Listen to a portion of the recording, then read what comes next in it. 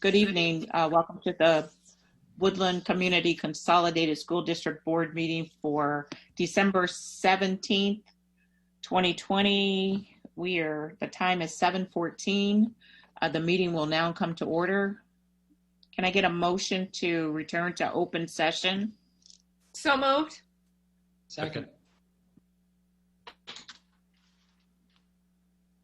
Roll call vote. Carla, Aye. Joe, Aye. Lizzie, Yes. Jennifer, Yes. Renee, Yes. David, Yes. Corey. Yes. Motion carries 7-0. Okay. Can you all join me in the Pledge of Allegiance? It will be led in Spanish and English by our primary and elementary dual language siblings, Abraham and Genesis Herrera.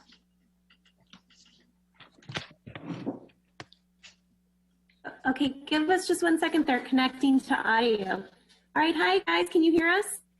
Yes, we can hear you. Okay, we can get started.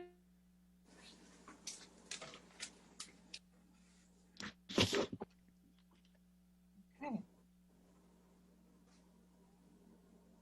We'll I let pledge allegiance to the flag of the United States of America and to the republic for which it stands, one nation, under God, indivisible, with liberty and justice for all. Prometo Great job. lealtad a la bandera de los Estados Unidos y América y a la república que representa una nación ante Dios indivisible, con libertad y justicia para todos. Thank you. Great job.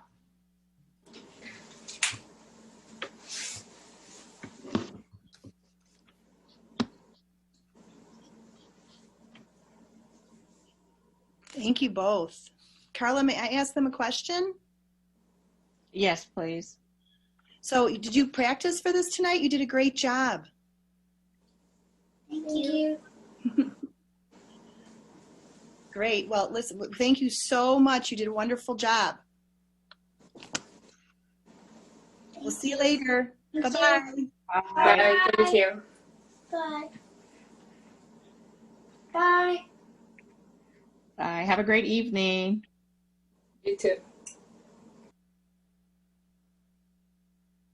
Okay, so we did the roll call, the opening ceremony there.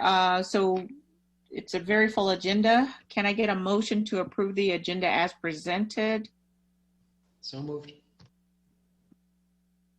Second. I'm sorry, Any who discussion? who made the motion? Joe? Any discussion? Roll call vote. Joe, Yes. Lizzie, Yes. Jennifer, Yes.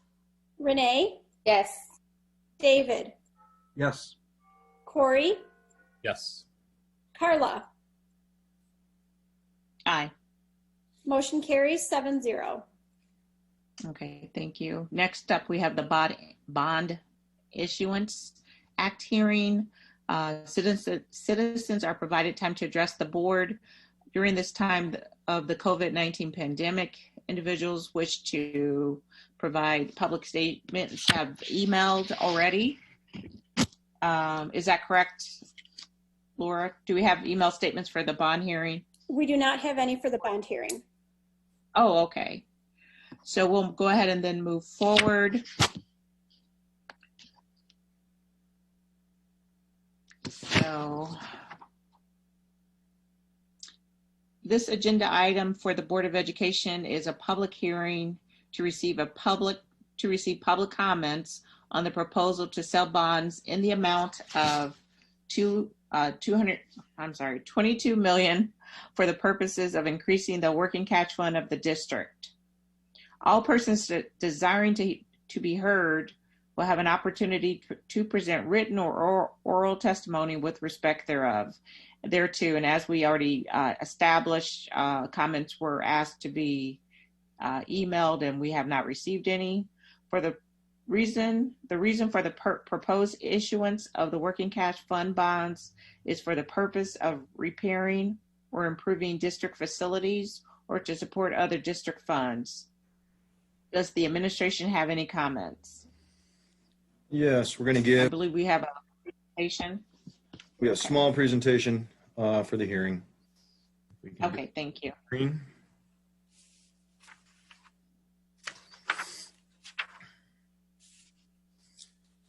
This is our working cash bond hearing, December 17th, 2020. If we jump to the next slide, working cash bonds are issued for the purpose of repairing and improving facilities. We could use the money to also support and loan other district funds. And they also might be used for district operating expenses. What we're going to do is we're going to issue the bonds and they'll go directly into the working cash fund. And all funds in working cash are restricted. They can only be transferred out by board action. So if we need to transfer them out of the working cash fund, it'll be a board action and it'll need board approval. And they're not you cannot use working cash funds for any type of new construction on school facilities. That's just a general definition of what the working cash bonds are. If you go to the next slide, we'll talk a little bit about the reasoning. We've talked about timing. We've talked about interest rates and our borrowing capacity levels. When interest rates are low, our borrowing capacity goes up. We do have quite a bit of larger capital projects that we're looking to fund that are coming down the road. We've got roofs, we've got paving. There is a lighting project that we're looking at. And there's the second phase of our HVAC project. Those are all $1 million projects. So the money is necessary for our capital projects in the future. We're trying to be proactive about this, and we're trying to issue when bonds are inexpensive. Obviously, if rates go up, then the cost of borrowing goes up. So we want to try to be, we want to take advantage of the timing and make sure that we reduce the taxpayer responsibility instead of increasing it once the rates go up. If you look at the next slide, it'll show, this was the projection. We talked about 22 million. This projection was at $21.6 million. You can see our current bond and interest payments in the blue bars. The red bars would be what the new proposed amount of principal and interest payments would be. The first 3 years, we would actually see principal and interest payments go down by nearly $1 million. And then you can see that it would slowly start to increase until it reached a level that is about $1.5 million higher than what we currently pay, and it extends out to 2039. If you go to the next slide, it'll talk about calendar years 2021 through 2023. With COVID, actually, it is a good time to try to reduce taxes a little bit. The impact on residents is $250,000 to $350,000. Based off of what the reduction would be to our current levels, about $50 to $68 in tax bills. Bond levy reduced by $1 million. Calendar year 2024, the levels would go up. Basically, that would have a neutral impact on where we're at now. 2025, it goes up slightly more. In 2026, actually, that's where it reaches one of its highest levels. Then it plateaus and flattens out. Impact on housing, $250 to $350 would be about an $85, $86 to $120 increase from where levels are currently. If you look at the tax rate there, you're looking at a tax rate increase from where we are right now of 0.1%, somewhere in that range, depending on whether or not it's 21.5 million or 22 million at the time of issuance. The time frame for doing this, we had a discussion at our finance committee meeting back in November 10th, November 19th. We did discuss, we had a report talking about refunding and working cash bond issuance. We're actually rolling the refunding into the issuance as well. That's where some of the tax savings are coming in. We held a meeting on December 1st, approving the intent to issue working cash bond notification, which was published in the Daily Herald. That was published in the December 5th edition, as well as the BINA hearing. Tonight we're having during our governing board meeting, we're holding the BINA hearing. And then at our January 5th meeting, that's when approval will take place, and that's when we will take the final step in the issuance of the working cash bonds. And I believe that is it. Does anybody have any comments or questions?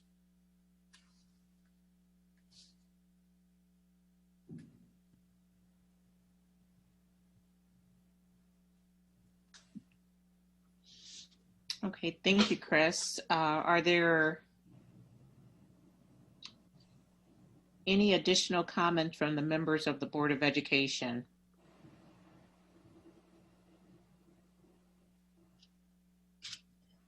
Is there any written testimony concerning the proposed issuance of the working cash fund bonds that the district has received that can be read into the minutes and recorded by the secretary?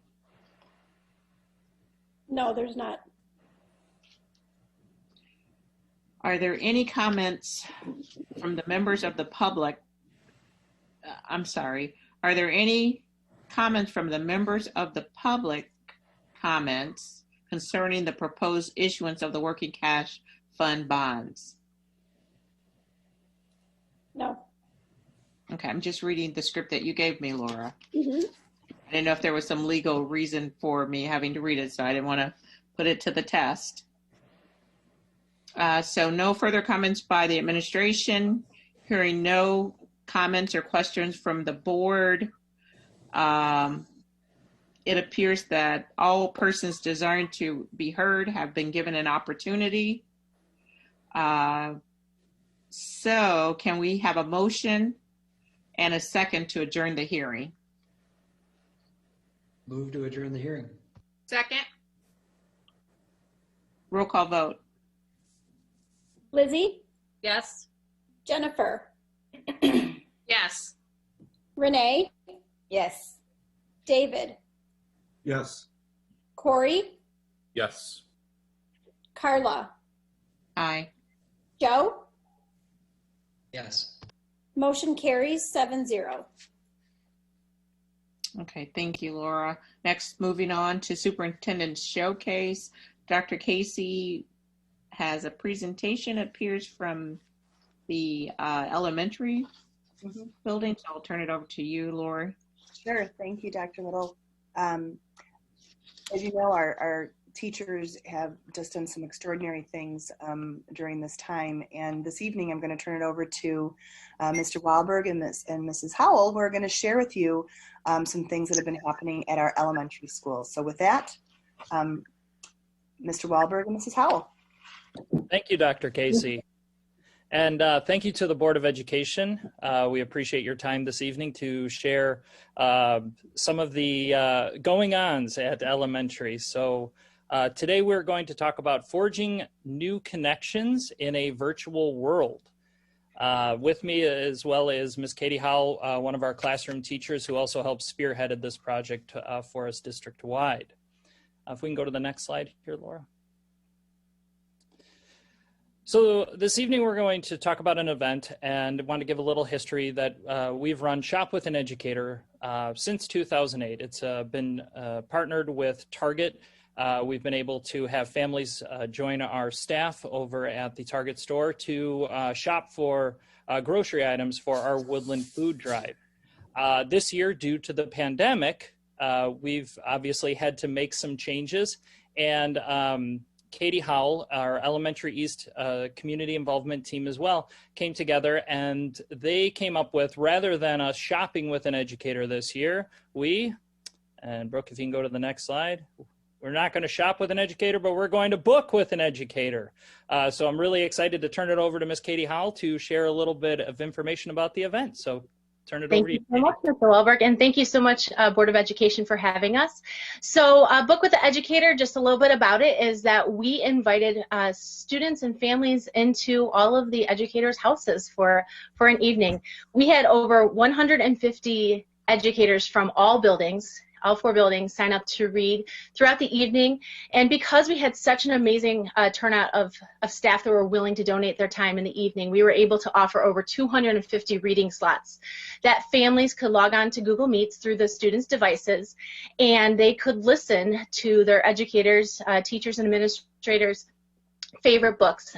Families were able to make donations from the several different links on the website and on the event itself. And we were very excited because prior to the event, the food drive had raised $30,500, and the next morning the funds were up to $9,800. So our Woodland families were just incredibly generous in order to help a lot of families during the food drive. So some of the educators, this is a very few amount of pictures, Brooke, that show the different educators and administrators in their house in their cozy pajamas enjoying a good book, and students were able to pick and choose who they wanted to go see throughout the district. So I was lucky enough, because I was one of the coordinator for this, that I just got flooded with emails and comments on Facebook and in my email, and just a couple of the, this is seriously just a couple of the feedbacks that we got from families were just the common theme of joy, just incredible joy that families got to see teachers from the past and students that were in their classes now. It was an entire family event, so you saw siblings listening to teachers throughout the district. My favorite was I had 2 8th graders join me in one of my readings, and so I teach first grade, so I haven't seen them in years, and that just brought so much joy to me. And a common theme too was relationships, because as we've all found out that in 2020 we need those relationships, and we needed a bright spot in 2020, and that's just what families continue to say over and over. And the feedback didn't stop with families. I was lucky enough to have a lot of staff members contact me as well. And a lot of the staff feedback that I heard was just this was the boost that they needed at this time of year. They have been working so incredibly hard to make sure that the education that all of our students are receiving is just the highest quality possible. And that is extremely draining sometimes, and it was just that boost that they needed to see their families and kind of share that joy that they had it. And my favorite one that I received was from it was a special area teacher at elementary, and they didn't really get to say goodbye to their students in the spring. I, as a classroom teacher, had that opportunity to, just because of the way things were set up.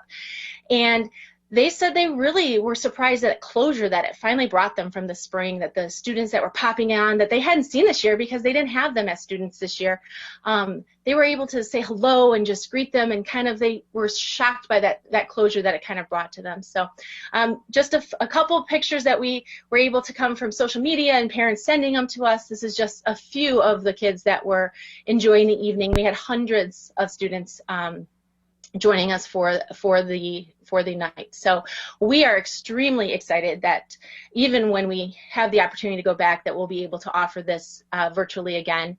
And we were able to offer readings in Spanish and English, and we had one in American Sign Language, and our next goal is to expand this to offering multiple languages. We have such a wide, diverse staff that we would love to be able to open up even more doors for our families in the future. So.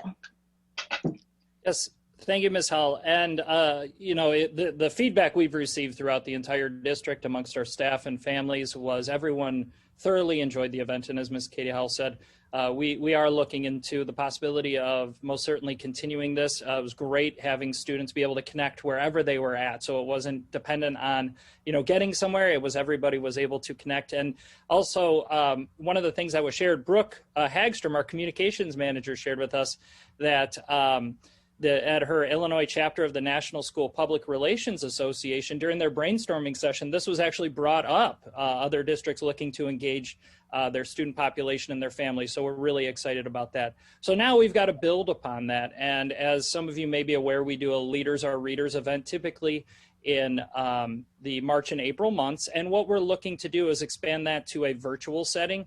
So beginning in January, we're looking at getting these videos of individuals, local leaders in the area to submit them reading a book so our students can see it. We've contacted the mayor of Gurnee, other local politicians, our librarians. We have different athletes from local colleges as well. And of course, we are looking for our amazing Board of Education. If you'd like to submit a video, we'll be sending out information in January about that, but we'd love to have you as our local school board and our local leaders be able to provide that for us as well. So we're really excited about it, and we're really excited. And I want to say thank you to Katie Howell and our community involvement team for putting this together. I want to thank all the staff across the district. And if there are any questions, now would be the time we'll take those questions. And we want to thank you for your time this evening. Thank you for having us. Wow, I just want to say congratulations. That looks like a great event. I'll open it up for questions. I just have one comment. Awesome. Thank you. We had a blast.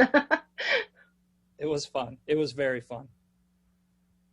I like that you guys are going to, oh, I'm sorry. Go ahead, Carla. Oh, no, I was just going to say I like that you've already thought to continue it as a best practice moving forward in the district. That is such a great idea. Yeah, great job. It really is, I think, a light for kids and staff in a time like it's just really, I think we underestimate the fact that kids, seeing you in your own home is like just such an exciting thing for children. Doesn't really matter what you say or what you do. They're just super excited to see that you're a person, like beyond, so I think that's great. And what a wonderful activity. I'm, look forward to the other things that will happen, and that community involvement's great. Thank you. Well, of course, Go ahead, Renee. Of course, count me in for the January. All But right, thank you. I am always amazed at the things you all come up with to be creative, especially during this time. So thank you. My team at elementary is just phenomenal, and when they're tasked with a challenge, they rise to the occasion, and they just brainstormed everything we could do for this, and then we made it work technology-wise, and I just am so blown away. We had 150 staff members that just were willing to give up that evening, and I was so thankful for that. Good job. Anything further? Okay, well, we'll go ahead and move to our next topic. Thank you. Thank you. Lori, did you want to say any parting words? No, I just wanted to thank both of them and their entire teams. I mean, I agree with all of you. It was an amazing event, and to have 150 staff members volunteer their evening to do this. And it's one of the many things that we're finding, the little slivers of goodness in all of this, and how we're taking things and learning and making education better, because I don't think this is something we necessarily would have thought of if we weren't in this predicament. So we're trying to take things, things like this that, start with our teachers that are saying, hey, can we do this? And we're saying, hey, yeah, do it.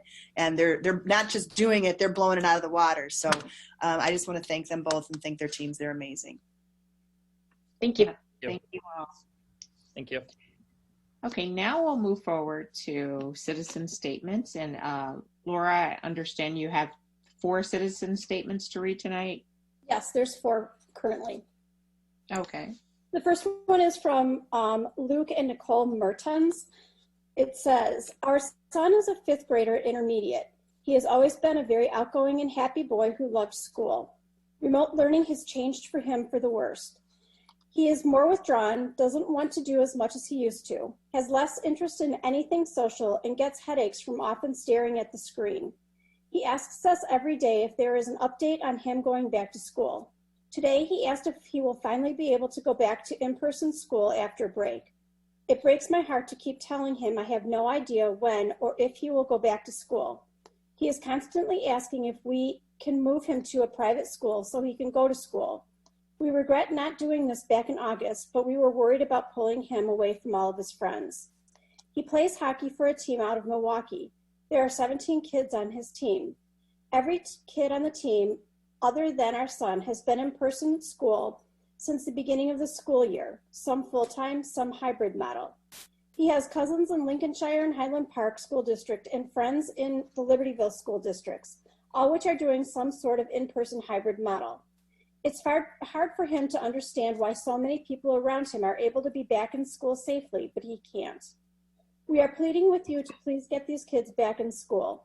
We have noticed a huge difference in our son today versus last year when things were normal, and it is scary each day that goes by watching the negative impact this has had on him and so many others. Although we understand the severity of COVID, we worry about the long-term ramifications due to the isolation of remote learning. Thanks for listening, Luke and Nicole Mertens. The second one is from Eduardo Zermano. I am a parent of a first grader at Woodland. I'm writing to urge you to send our kids back to school. I implore you to listen to the experts when it comes to school closures instead of being ruled by arbitrary health metrics. In November, Dr. Anthony Fauci went on ABC's This Week and urged jurisdictions to close the bars and keep the schools open. Dr. Fauci added that schools largely have not been drivers of community spread of COVID. He pointed to maskless groups congregating indoors are the major drivers of community spread. Specifically, Dr. Fauci was clear, quote unquote, if you look at the data, the spread among children and from children is not very big at all, not like the one we would have suspected, unquote. In fact, this has been known since the summer, but the data has been largely ignored school boards across the country, including this one. In August, a European Center for Disease Prevention and Control concluded that the data fails to provide compelling evidence that in-person schooling leads to meaningful increases in infections in communities. In addition, children are more likely to have a mild or asymptomatic infection. Researchers in Spain found that during a second wave spike of COVID in Spain in September, there was no evidence found that schools being open contributed to all the spikes. Researchers in France studying primary schools between February and March 2020 came to the same conclusion. The Foundation Insights for Education found no consistent patterns when analyzing school reopening dates and COVID trends from February to the end of September across 191 countries. In October, the Infectious Diseases Society of America gave a briefing on safe school reopenings, where they concluded that the data does not show that schools are a super spreader site. Most children with COVID have only mild symptoms, if any, generally require supportive care only, and typically have a good prognosis to recover within 1 to 2 weeks. In fact, children under the age of 10 generally are quite low risk of acquiring symptomatic disease, and they rarely transmit the disease, yet they have the hardest time with virtual learning. I can go on, and I have attached a full separate page with all of the links to the data. The conclusion is the same. If you want to follow the science, keep schools open. We know that schools are not a source of community spread. We know that the rate of serious illness among young children is very low. This board's decision to keep the schools closed flies against the great weight of evidence. You hurt our most vulnerable students with every day you keep the schools closed. A study from Fairfax County Public School found that during remote learning, the percentage of Fs earned by middle schoolers increased by 300%. Your decision to keep our schools closed has exacerbated the racial disparities in our school system. In the same study, while white middle school students saw 200% increase in Fs compared to 400% for Hispanic students. We know that in some areas, as many as 1/3 of the students are not participating in online classes. Emergency food assistance is reaching only a fraction of the children previously served. It is painfully clear that our schools must be opened.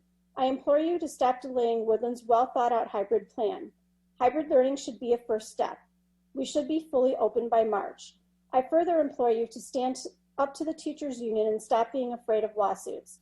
Our kids can't afford to be your collateral damage. Sincerely, Eduardo. And there is a full page of links that he did send along with that email. The next one is from Britta Akron. She is a parent in the district. She says, I'm writing to encourage each board member as well as the administration to please reconsider the return to school plan. We are approaching 200 days since our children had the opportunity to learn in person, and this has had dire consequences for all students. I have 3 children in 2 school districts. In addition, I'm an educator in a building with 2,000 plus students and an additional 350 staff who have been with an alpha split that allows for 50% in-person learning for each student. We have remained open through diligently safety measures, including social distancing, masking, and contact tracing. Though not perfect, students and parents report more engagement in learning on their in-person days, as well as less distress regarding social and emotional concerns. As we are a district composed of diverse backgrounds socioeconomically, racially, and religiously, I fear the divide is growing greater each day. My kids are fully resourced with support at home. They are beginning to show signs of disengagement in learning. Their teachers are incredible and have their hearts put into their education of their students. The fact remains that online learning is unsustainable for the young. It cannot replace the activity, relationships, and true learning opportunity that the physical classroom provides. This is why progressive countries have made it a priority for their elementary students to remain in school at all costs. Germany, Sweden, Spain, Australia, and countless others began the school year 100% in person, and they have not swayed from their plan even as numbers rose, because it was found that schools were not the source of community spread. Closer to home in the United States, 41 of the 50 states have students in person. In our own state of Illinois, 70% of students were in person in some form, including hybrid.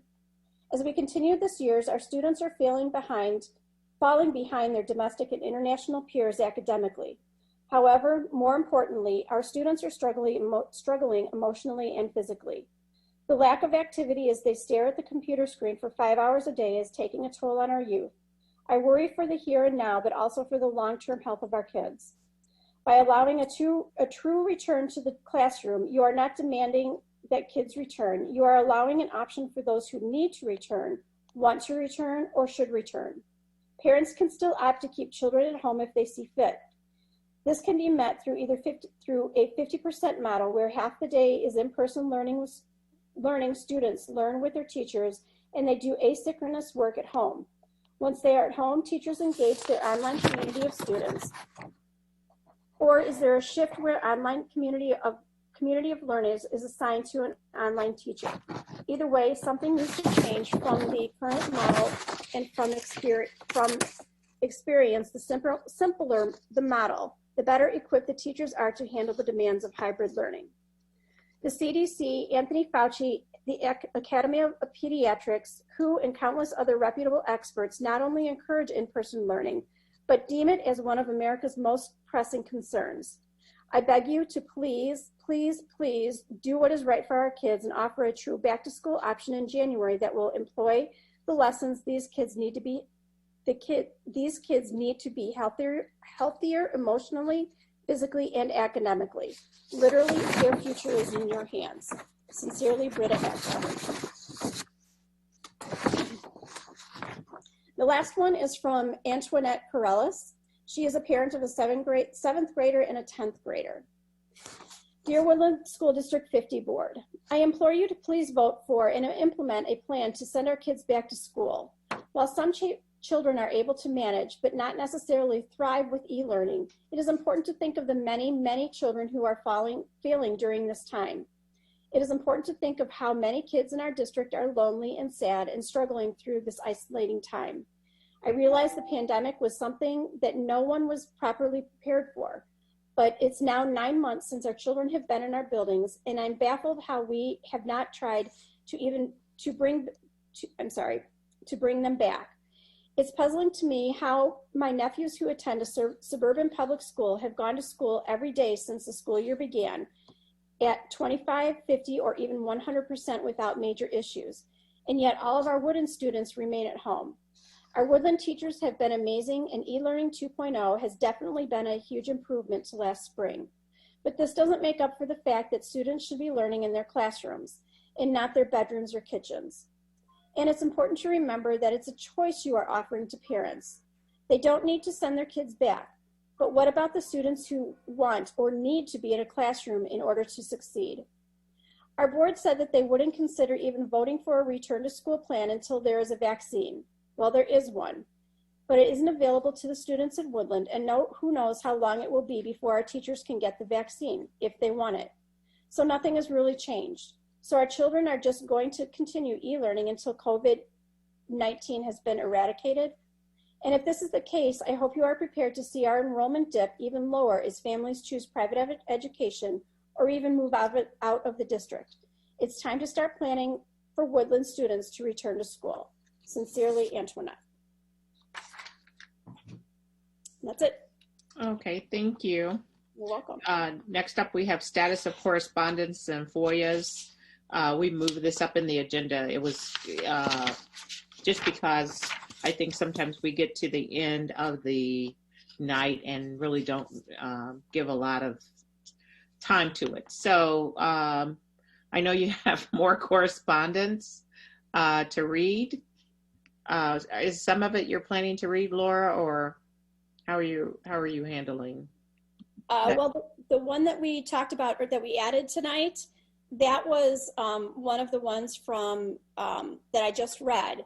Oh, okay. And typically, I don't read the correspondence in the correspondence from each individual. That's okay. Something that usually the board will take a look at, and if there's responses that are needed, we draft a response for the board, and the board will go ahead and then say yes, they can be sent, or we need to revise them. I believe in this month there were no responses needed. Okay, so let's pull those up.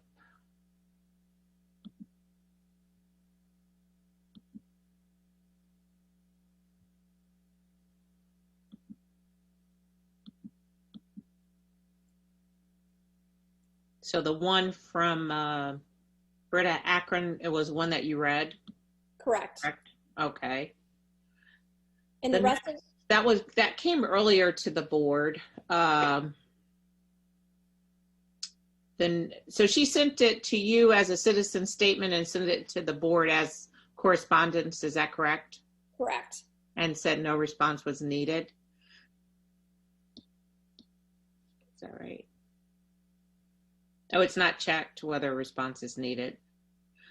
David Zimmerman was another one we got on school pictures and ethical pricing concerns.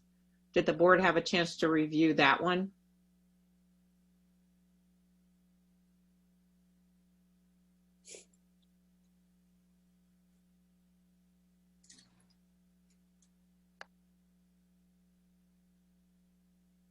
The next one is from Brandon Mowens, is that right? On lunch. The rest of those, I believe, were citizen statements from last month. Oh, okay. Mm-hmm. So which ones are new? Because I thought we had other board correspondence that came directly to the board. The ones that came directly to the board, I did email those people and ask them if they wanted it to be read aloud, and they all said yes. So everything that was read during during the citizen statements are the emails that came to the board. Okay. Okay. Right. It seems like we had another one that came that you did not read. It was from a teacher in the district. Was that not wanting to be read aloud? But I don't see it in the board packet. Correct.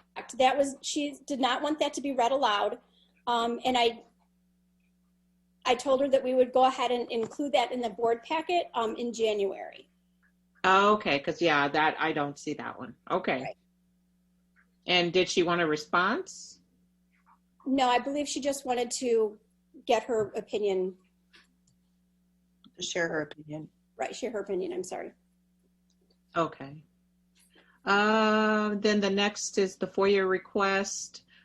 Before we move forward, I just want to, any discussion? It sounds like you do have some discussion, Lori, on that. The question, if there's anything regarding the one from David Zimmerman that you'd like us to do. Board?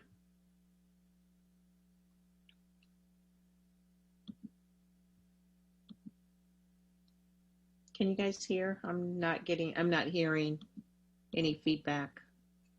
Can you guys hear me okay? I can hear you. Oh, okay. We can hear you. You guys are quiet. Was there something in particular about that one that should have stood out? Yes, that was one, questioning the price hike for the school photographer.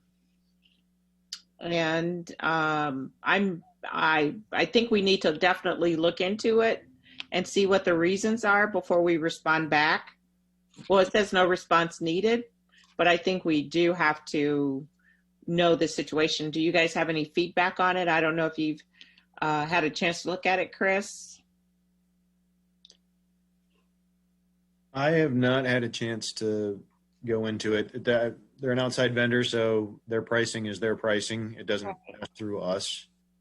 That's not how school photography works. But we can definitely look into it and figure out why the need for the increase. Right, because I think because we choose, I thought our goal was to, I understand they're an outside vendor, but at the same time, don't we choose them based on the price that they provide to the parents in the district? Typically Because they if have, there's another organization that does it at a lower price, are we not doing a disservice to our families? typically what would happen with photography services is there'd be contracts with renewals involved. That doesn't necessarily mean that we can influence their pricing on a year-to-year basis.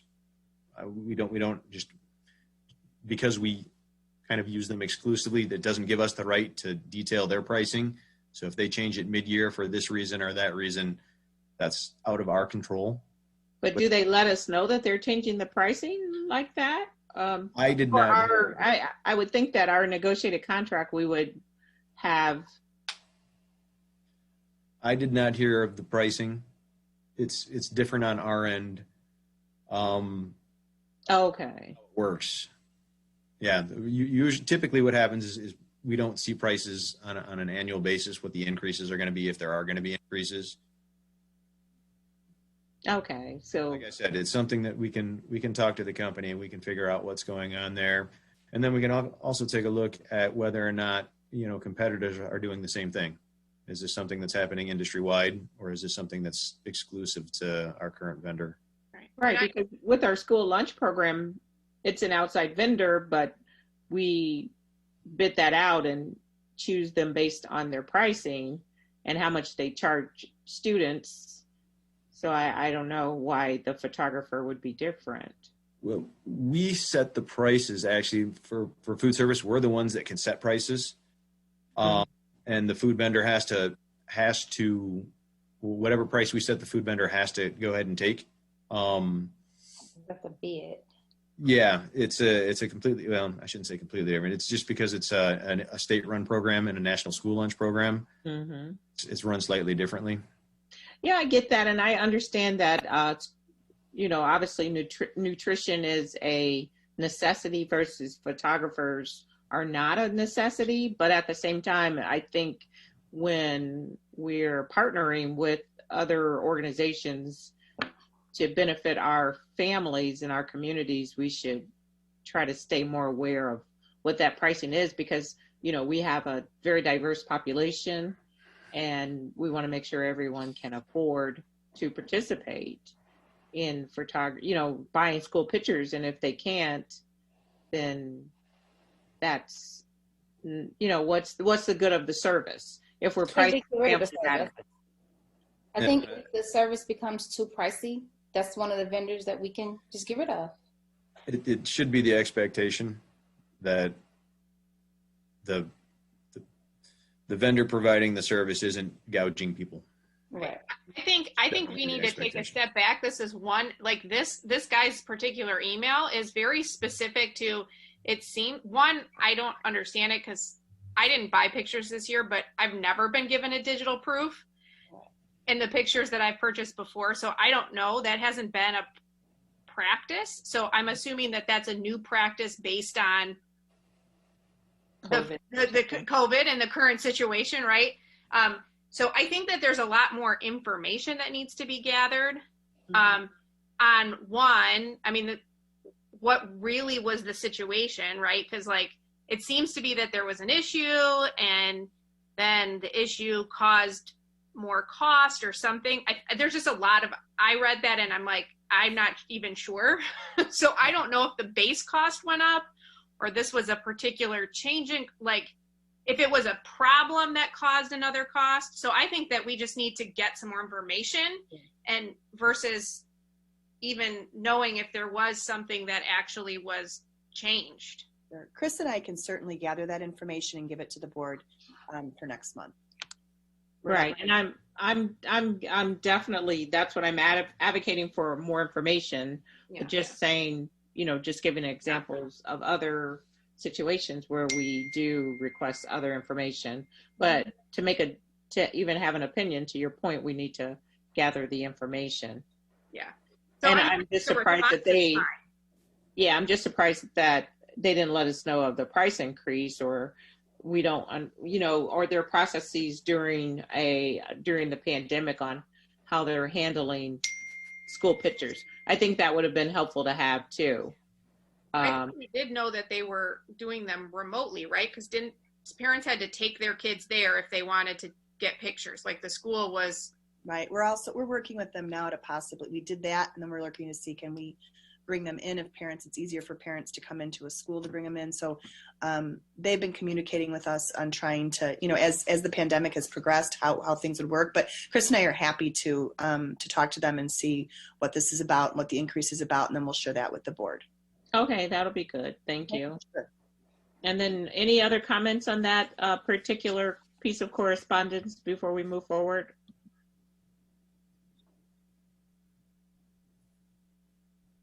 And then to your point, the other ones are from the previous month. And are there any comments on anything from the previous months? I think it was just 2 that appear to be new, and 1 was read as a citizen statement. Okay, hearing nothing further. Oh, the FOIA request. Just one FOIA request. It's our quarterly Smart Procurer. Requested 11/6, due 12/9. We filled that response 12/3. They're asking for a purchase order number, purchase order dates, line item details, line item quantities, prices, vendor ID numbers, names, addresses, etc. So that's been taken care of. Oh, okay. Any questions for Chris on the FOIA request? Hearing none, we'll move forward with consent agenda. In your board packet, you have under consent agenda, approval of resignations, retirements, approval of donations, approval of equity team leader job description, approval of board minutes, meeting minutes, closed minutes, approval of monthly financial reports, treasury reports for the month of November, and payables, board payable for the list for the month of December. Can I get a motion to approve the consent agenda as presented? So moved. Second. Any discussion? Roll call vote. Lizzie? Yes. Jennifer? Yes. Renee? Yes. David? Yes. Corey? Yes. Carla? Aye. Joe? Yes. Motion carries 7-0. Okay. Did you want to say anything about the equity team leaders job description before we move forward, and how you're going to utilize that position during the pandemic? Sure. I actually have Steve in the waiting room. Okay. So he's been really spearheading that. If you want to let Steve in, there he is, Dr. Thomas. So Hi, but I'm sorry, I don't know what the question is. Sure. The question is, can you please just give a brief overview of how we plan to utilize the equity team leader positions during the pandemic? Oh, absolutely. Well, I think one of the important things I think I put in there was the piece about training. And so one of the things that we're definitely going to go starting out with is how to develop really teacher leadership elements. So we're going to be putting together the application. We'll be sending it out shortly. We'll be looking to identify these individuals. We've been working with the Midwest and Plains Equity Assistance Center on what would be some good teacher leader training pieces to that. We also want to make sure we're all talking and working through on the same page. So those are some of the big pieces. Really a little bit more of a background building, I think, during the pandemic is mostly what we'll be doing. But there are some key pieces we're still doing even during the pandemic. One of those things is we're looking at right now is looking at our middle school literacy and nonfiction resources for students. We're looking at that to ensure that we have better diversity within those pieces. So that's an example of something that some of our equity leaders at middle school can assist with. So those are pieces there that we're just trying to build the capacity of the team during this time. So that's the plan right now. Any questions for Dr. Thomas? Thank you. Thank you for approving it. Appreciate it. Next up, we'll move forward with action items. Our first action item is approval of phases 2 and 3 of the hybrid learning plan. Can I get a motion to approve phases 2 and 3 of the hybrid learning plan to begin with metrics allow for safe return for staff and students? Additionally, families who wish their students remain remote will be able to do so. Dr. Casey may also enact fully remote learning for safety reasons if necessary. So moved.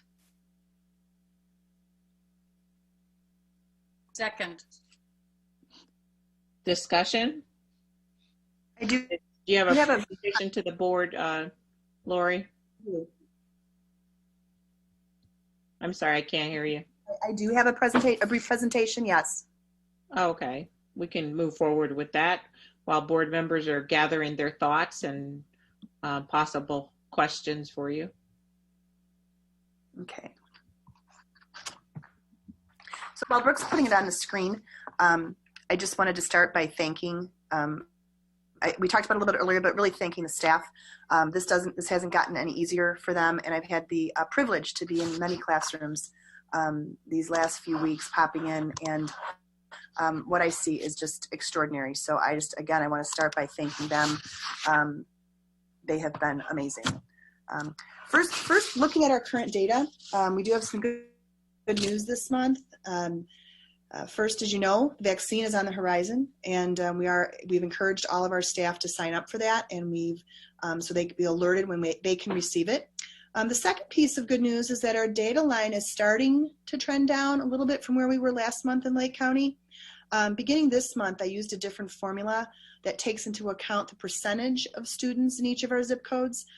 So I feel like we have a little more accurate information. For example, we have a certain percentage that's from Gurnee, a certain percentage that's from Libertyville, Lake Villa. So we've done that. The numbers are still high, but I just wanted to share those numbers. The next piece of data is just some overall data from Lake County. And this, when I say things change rapidly, this was information, they've always had this on the website, but today the Illinois Association of Superintendents, along with the Illinois Department of Public Health, met, and there's some new information shared from the Illinois Department of Public Health, and just some other metrics for us to really look at. The two primary metrics they recommended that we look at for school consideration is, one they talked about was the test positivity rate. If it was 8%, we were at a warning level. And then also 50 cases per 100,000 is also a warning level. You can see right now those numbers are much higher than that. The other metrics they told us to watch are the new cases as well as the youth cases and how the youth cases are increasing or remaining stable or decreasing. The next piece I wanted to talk about was, so that's what's happening at the county, and I just wanted to talk a little bit about what's happening at Woodland. As you know, a few weeks ago, I directed staff to work from home and to not come into the schools due to the number of cases that were spreading in Lake County. This week, I've allowed staff to come in to work at school again. It's difficult for a teacher that would prefer to work in their own classroom. They have all their materials there. So again, I want to thank them for being flexible and doing what they needed to do. When we receive a positive case of someone who's been in school, I inform you as the board. Mrs. Gutierrez contacts from the school and the Lake County Health Department, and we send a letter to the staff at that building. However, there's been several cases of staff who have tested positive that have been remote. So this is the data that we wanted to share. And later in the presentation, I'll talk a little bit about my concern for staffing. But we talked about this last month, and I just wanted to see if just wanted to update you on this month where we were at with positive cases at Woodland. Okay. Next slides talk about, we have our 3 hybrid phases. Some good news, phase 1, which is what was approved previously. Thanks to our parents of our special needs students who have gone into Family Access and have chosen if they want virtual or in person. As you can see, 47% want in person and 53% want virtual. So I want to thank them for going in and doing that, and that gives us some numbers to start working with for those students. Next in phase 1 is our Woodland Early Learning Experience students. They would be starting a week later, and a huge thank you to those parents. We have a 98% Lori, parent I'm sorry. response rate. Can I interrupt you for a moment? Of course. Yes. What was the previous data you showed us? Sure. Can you go back a slide, Brooke? For our special ed. 94% of our parents have responded, 47% in person, and 53% chose virtual learning. Okay, I'll hold. I have some further questions, but I'll wait until all the data is presented. Thanks. The next group was our Woodland Early Learning group, and you can see from the half of the chart that our staff would be returning February 9th, students would be returning, staff would be returning February 1st, students would be returning February 9th, and as you can see, the parent response rate on that too, 53% in person and 43% virtual. Phase 2, which is something that the board is working on tonight, we've had 90% of our kindergarten parents who have responded so far, and 44% in person, 46% virtual. So I wanted to make you aware of that. We weren't quite sure when we started where those numbers would be, but that's where they are right now. So phase 3 is the other phase that you'll be voting on tonight. As a reminder, this is a 3-week rotation for students. We're asking all district parents to follow suit from our previous groups and to go into Family Access to let us know if they would choose in-person or remote by January 1st. Once we have the responses, we can begin the process of determining how transportation will look, how lunches will look, special area classes will look, etc. There's a lot of work to be done. And once we have those commitments, that's why we really want those commitments by January 1st. Some questions that have come up were about, well, how will I know if my teacher is going to be remote or virtual, remote or in person? And we do have letters ready to go for some teachers if that's going to be the case. Also, due to it being a 3-week rotation, I've had some parents ask, and if the numbers trend the way the numbers have trended, if the numbers trend through grades 1 through 8 as they trended in special ed and kindergarten, we'd like to use any of those open slots for some of our at-risk students. So I'd like to have some of our at-risk students attend more often. So using the same groups that the Illinois State Board of Education recommended.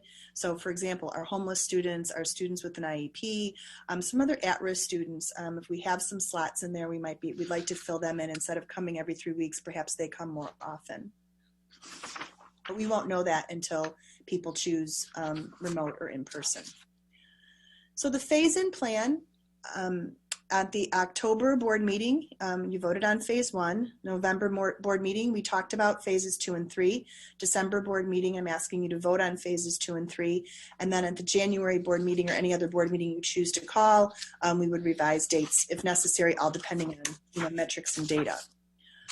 Families do have that choice of continuing in fully remote learning for the remainder of the year or coming back into the hybrid model that we discussed. And again, we're looking for that commitment by January 1st so we can get to work right away when we get back from break. The next slide is just a timeline. So we're aware when we've had staff commit, when we've had just kind of the commitment times going through, and then how the rollout would look. So one thing to just mention is once we bring back our students from our instructional and structured special education programs, we'd also be moving back to a different bell schedule, and we needed to do that in order for our transportation to work for those students. But then those are some other tentative beginning dates. And the reason we did it this way is because, and I explained this before, but just to reemphasize it, because our buildings are grade level centers, our kindergarten and our first grade could start on the same day. They're not going to be in the same buildings. We're not going to have all those children in one building. Same thing with 4th and 6th, 3rd and 7th, 5th and 8th. We were able to spread them out based upon our grade level centers. So that's why we put those tentative dates in there for that. Just some more date updates. January 4th has been on our calendar the whole year. It's a working day for staff, but not for students. So we're planning more professional development for staff and for teachers to be ready for hybrid learning and teaching in person and teaching remote. January 11th, once we've given teachers some more training. We need to allow them some time to really plan and to get their hands on some of the new equipment that we have. And so that's going to be a remote learning planning day. Again, teachers will be working, but students will not be. And as a reminder, if our phase 1 students return, all Bell schedules will be returning to hybrid. And we're going to be providing many more reminders about that information in January, but I just wanted to share that now. So again, outlines of each phase will be presented at the board meeting on January 28th. The process can be accelerated or slowed down depending on the metrics and the guidance from the Illinois State Board of Education and the Illinois Department of Public Health. So some possible changes that may come up. This is, as everybody knows, this changed a lot. We were all preparing for some state and federal mandated testing that we were told had to begin in January. And I changed this presentation at 3:30 this afternoon because that was pulled from a state level. So this really is, we're doing everything we can to bring the most current information up to date when we make our decisions. So this timing is really fluid based upon the information that we have at this time. I mentioned earlier that I had some concerns, and currently there's a large shortage of substitute teachers at Woodland and statewide. There's an article last Saturday in the Chicago Tribune. I don't know if you saw it, but it spoke to that point. So I am very concerned about some of our staff coverage issues. We do have many guest teachers, which are substitute teachers, who have decided not to work this year due to COVID. And in the past, our teachers and our administrators are really good at figuring out how to make it work when we're down teachers and we don't have enough substitutes. But we can't do a lot of our tricks. We can't combine classes or use some of our other things that we normally do that we used to if we're short on supervision. We all have to be prepared that instruction may change back to full remote if we're not able to provide a safe learning environment at a given time. So next steps, we're going to continue to monitor the changing condition and make decisions based on metrics, make decisions based on data, and make decisions on our mitigation strategies and what's best for our district. We're asking for our parent commitment to be due January 1st. And tomorrow, this PowerPoint and our frequently asked questions are already up on the website, but they'll still be up on the website. So I will be happy to I went through that rather quickly, but I'll be happy. It was just kind of a refresher from what we've been doing the last few months, but I'm happy to take any questions.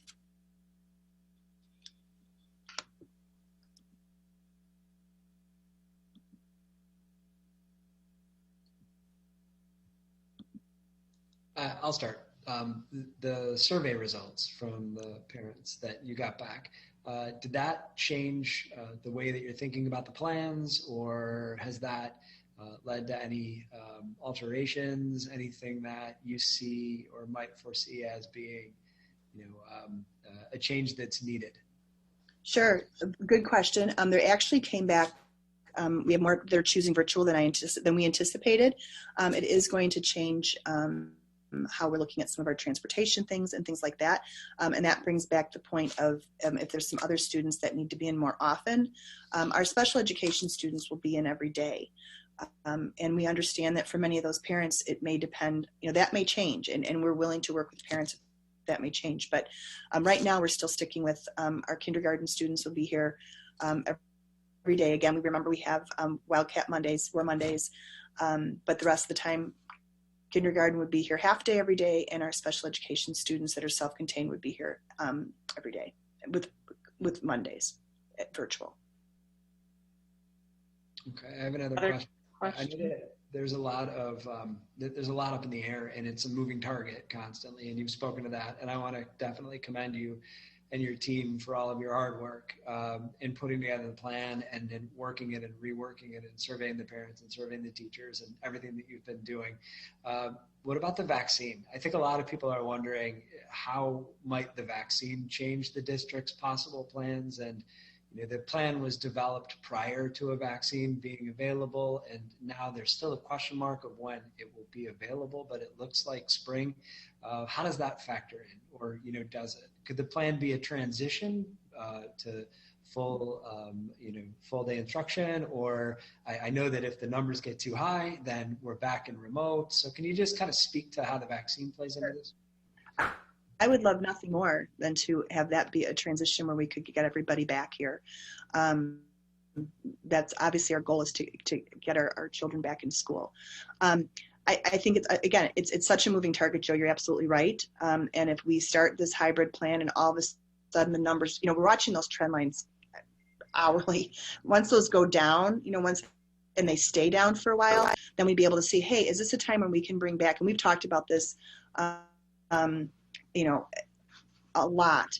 Is this a time when we can start to bring back, let's say maybe, our younger students, our first graders, our second graders, those students that really need it.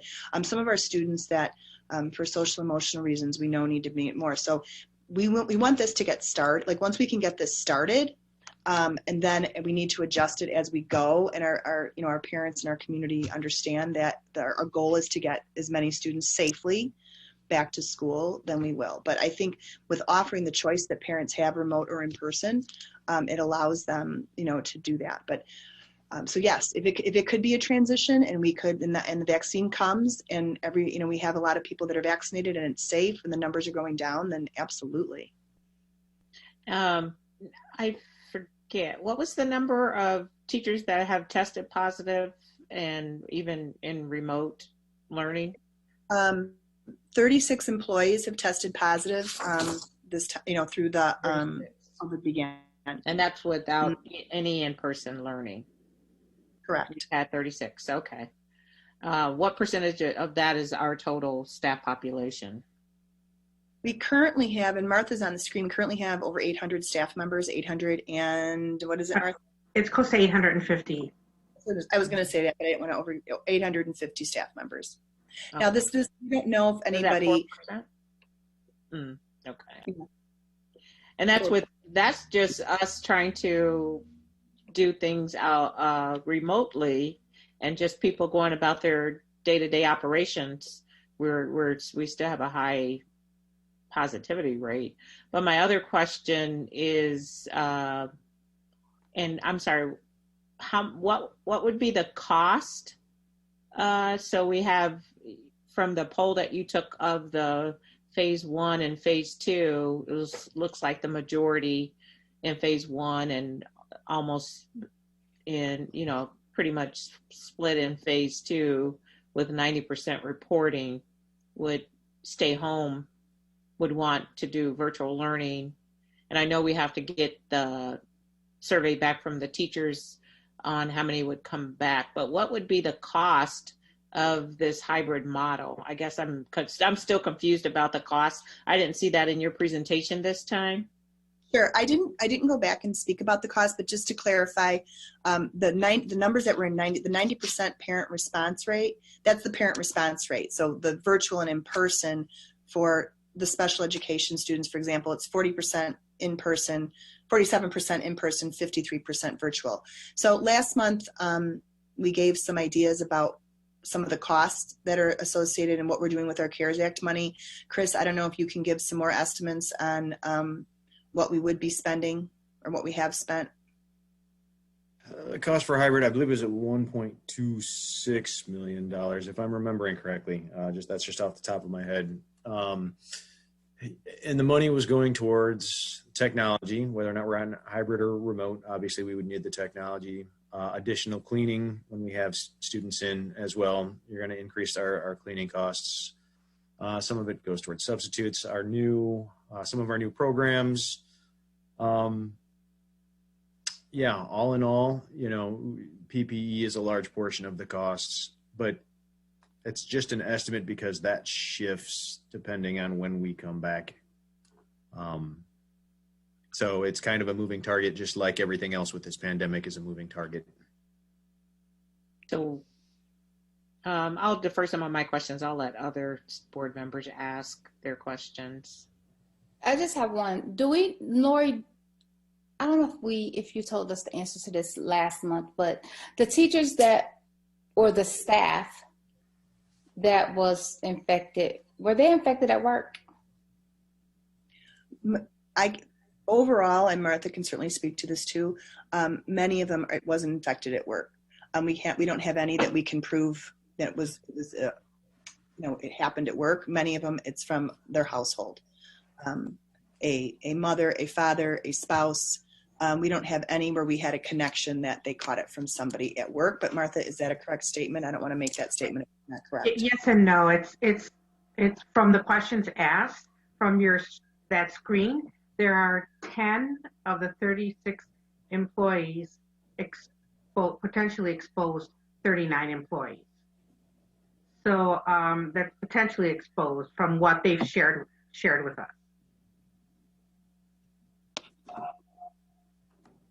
Do we know with that, did those 39 people eventually, I understand like the potentially exposed, but if those people did not test positive for COVID, then, do we have anybody that was in that potentially exposed category that within the time frame then became positive with COVID?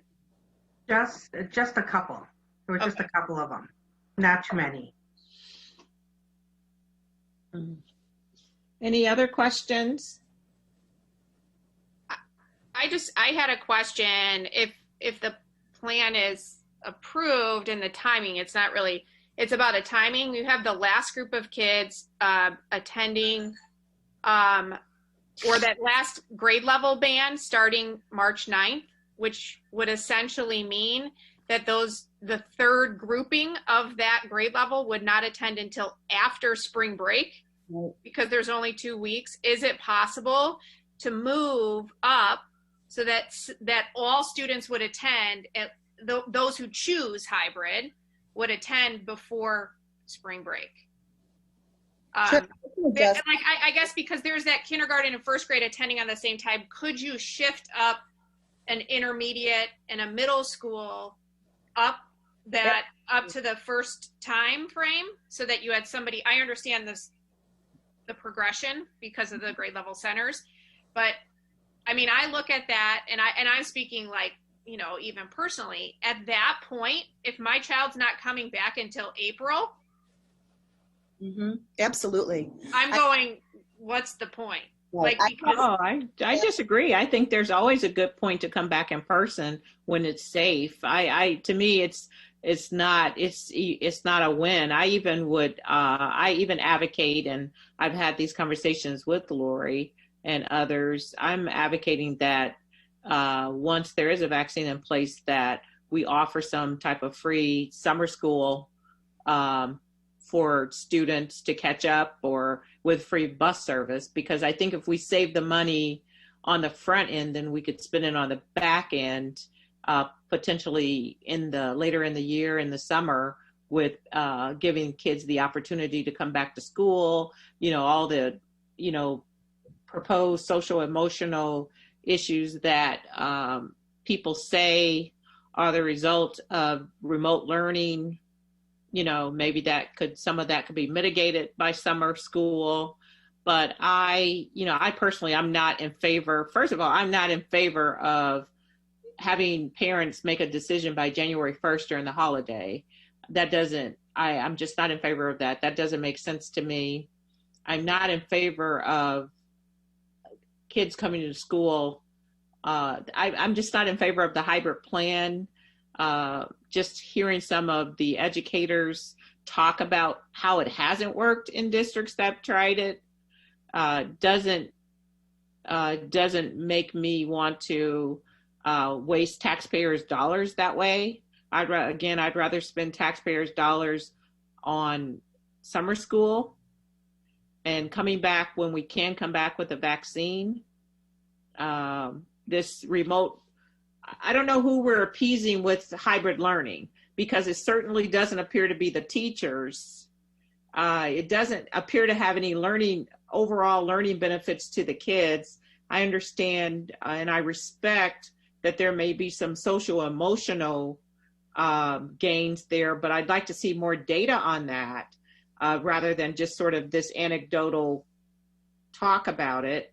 But I'm just not in favor. I think the timeline is off.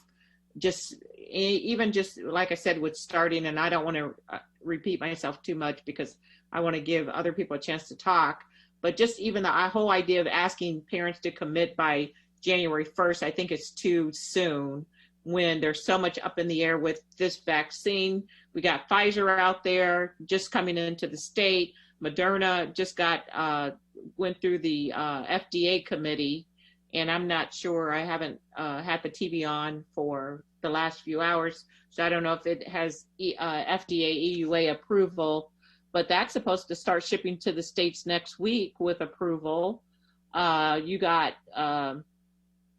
AstraZeneca and Johnson & Johnson, potentially their vaccines coming to market in January. I think it's going to be a game changer.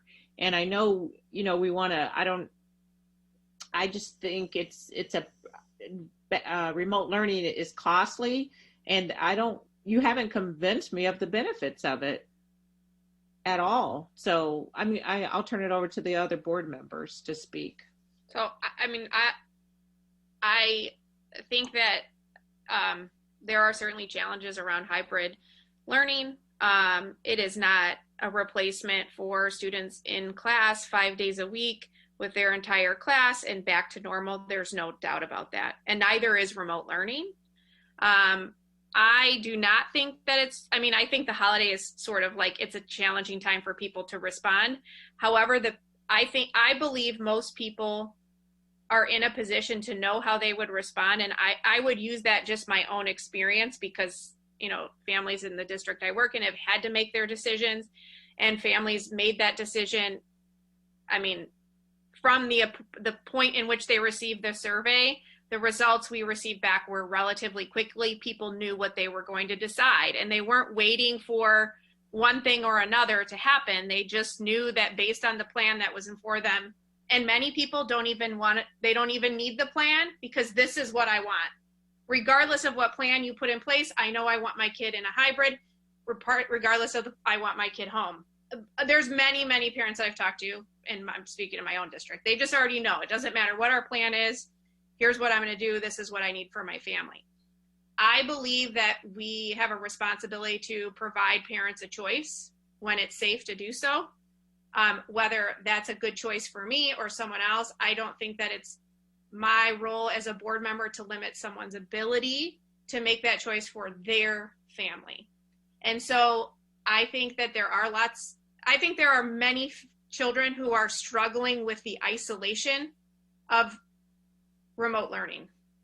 I think it's the reality for our kids, and just to see somebody outside of their home for 2 days a week would be a game changer. I've heard many people talk then in places that have had kids back. Academically, I think there is more to a student. A student can't learn if they're emotionally distraught. And we have kids who are not engaging. And somebody said, I don't know about whether the engagement is declining. My experience has been, by personal experience, engagement is declining. Have you seen that with the data? Because I don't know that you've presented that data to us, Lori. I'm talking about my anecdotal data of. Yeah, that's what I'm saying. I appreciate anecdotal data, and I really appreciate your expertise and your experience. But it's just, can we get some real data around it? Can we, I'm sure that they can pull the attendance data. And and I think that would be helpful for me as a board member, because I'm looking at the cost of hybrid learning.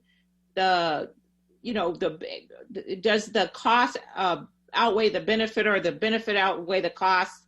I just think from a taxpayer dollar perspective, when we invest in public education, we want it to have the benefit of truly educating our kids. And just to say that we're bringing kids back 1 day a week or whatever,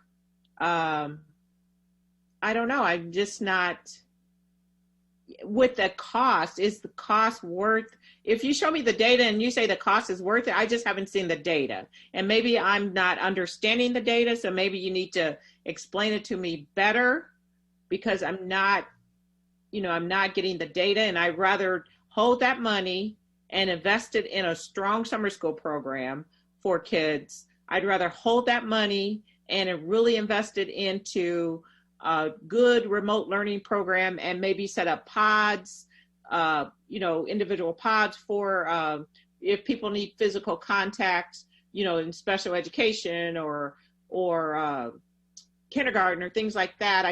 I would rather see the money spent more targeted toward the area of need rather than just to blanketly spend the money but not get anything out of it because we watered it down trying to go with a model that hasn't worked in other districts.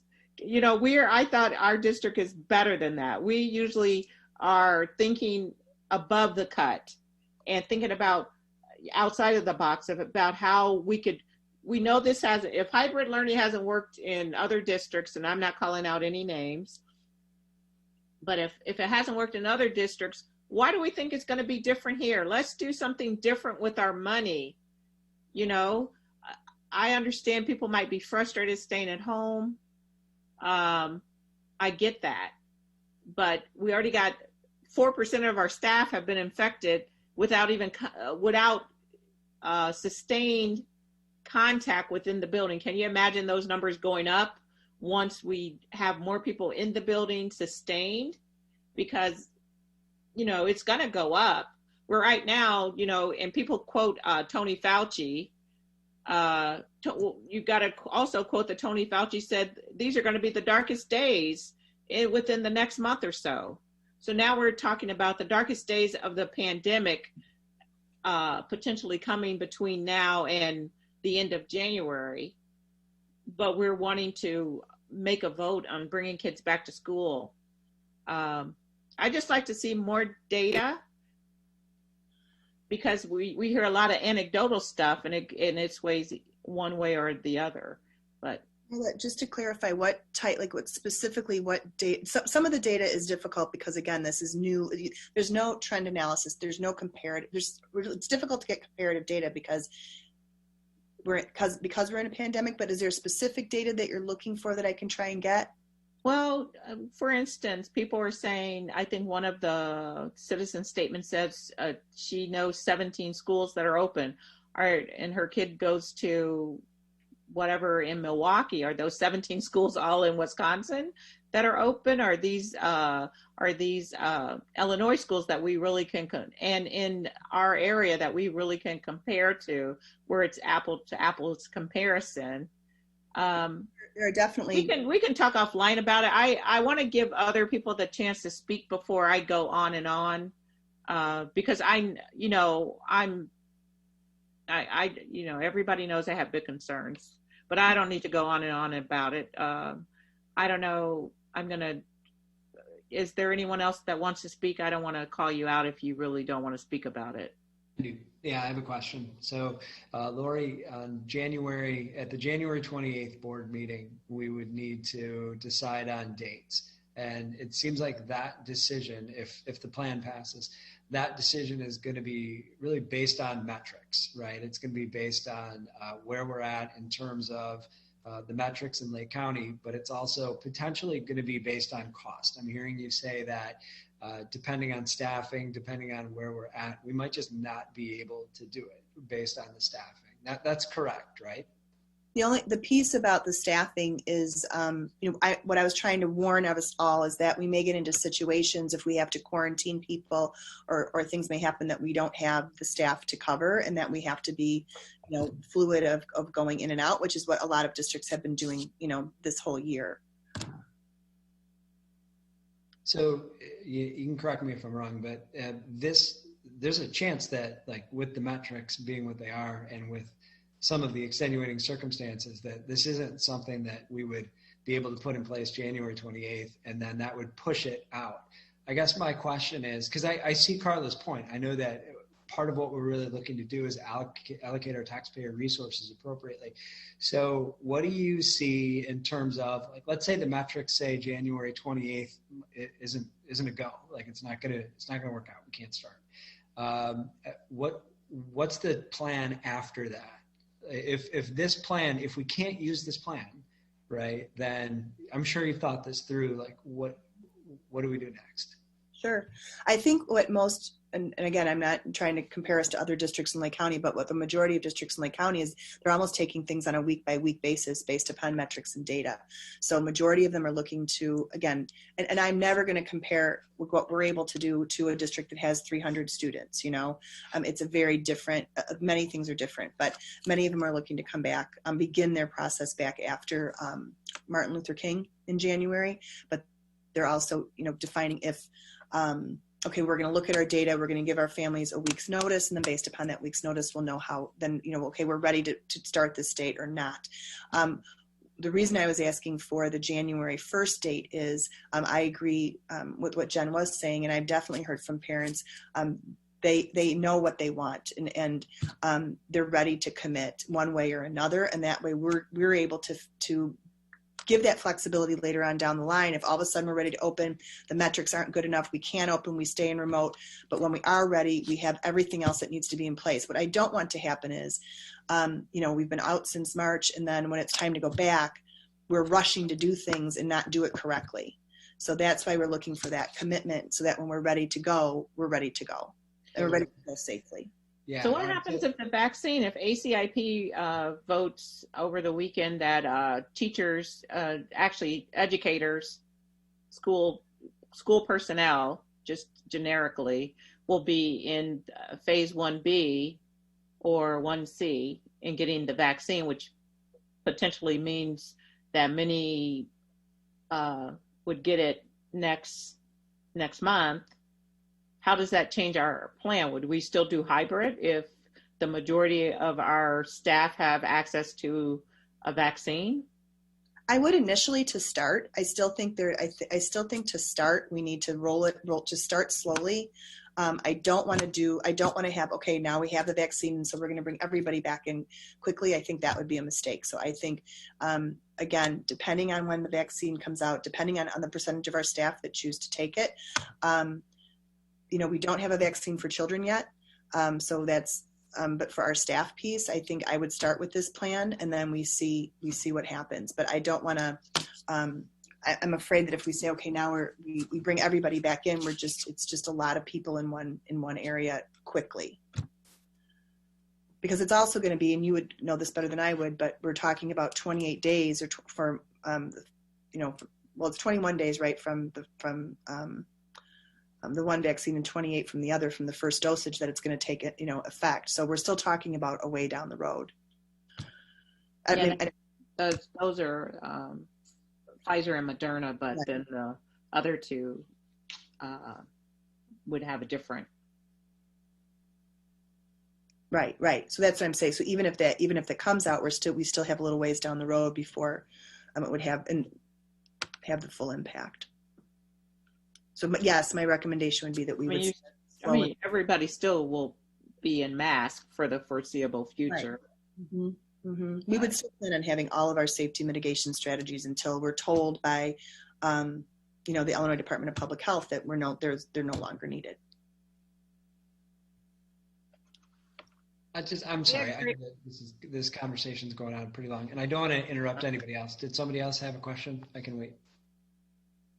I just had a comment. I agree with Jen that I think by January 1st, parents, if they don't already know, haven't made a decision. We're not asking them to make a decision based on the metrics of today. We're asking them to make a decision based on the metrics that we agreed that we would follow, which are, you know, the between 7 to 14 cases. So I think they know that, so they would know that when it gets to that point, I want my child in either one. They've heard the plan of, you know, the rotating schedule, the every third week, the mitigation strategies that the school is taking, the PPE. I personally don't think the vaccine is going to be the be-all, end-all answer. By time everyone that can get it gets the 2 vaccines. We've already heard that, you know, Illinois didn't even get the amount of shipment that they were expecting. You know, it's going on farther and farther. And every time we have this discussion, it's another reason, well, we can't yet, we have to push it forward. I think we have to make a decision one way or another so our community can move forward and knows what to do. I would be for voting on a plan using when the metrics allow for a safe return, that's what we do. Any further discussion?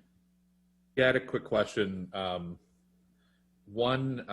Spring break, would there be a adapted pause after spring break considering travel and stuff like that? Would that be considered like phase 4 or whatever of the plan?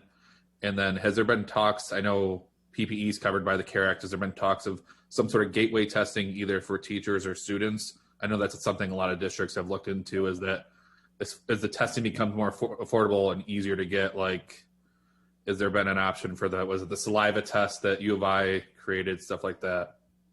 So to answer your first question, we haven't gotten any direction, and again, I take as much direction as we can from Lake County Health Department and the Illinois Department of Public Health, the CDC. There's been nothing said yet about spring break in elementary schools, like what to do after spring break. So to your point, which is absolutely right, a lot of schools are taking a 2-week pause. Even schools that have been in session, they're taking a 2-week pause after winter break for that very reason.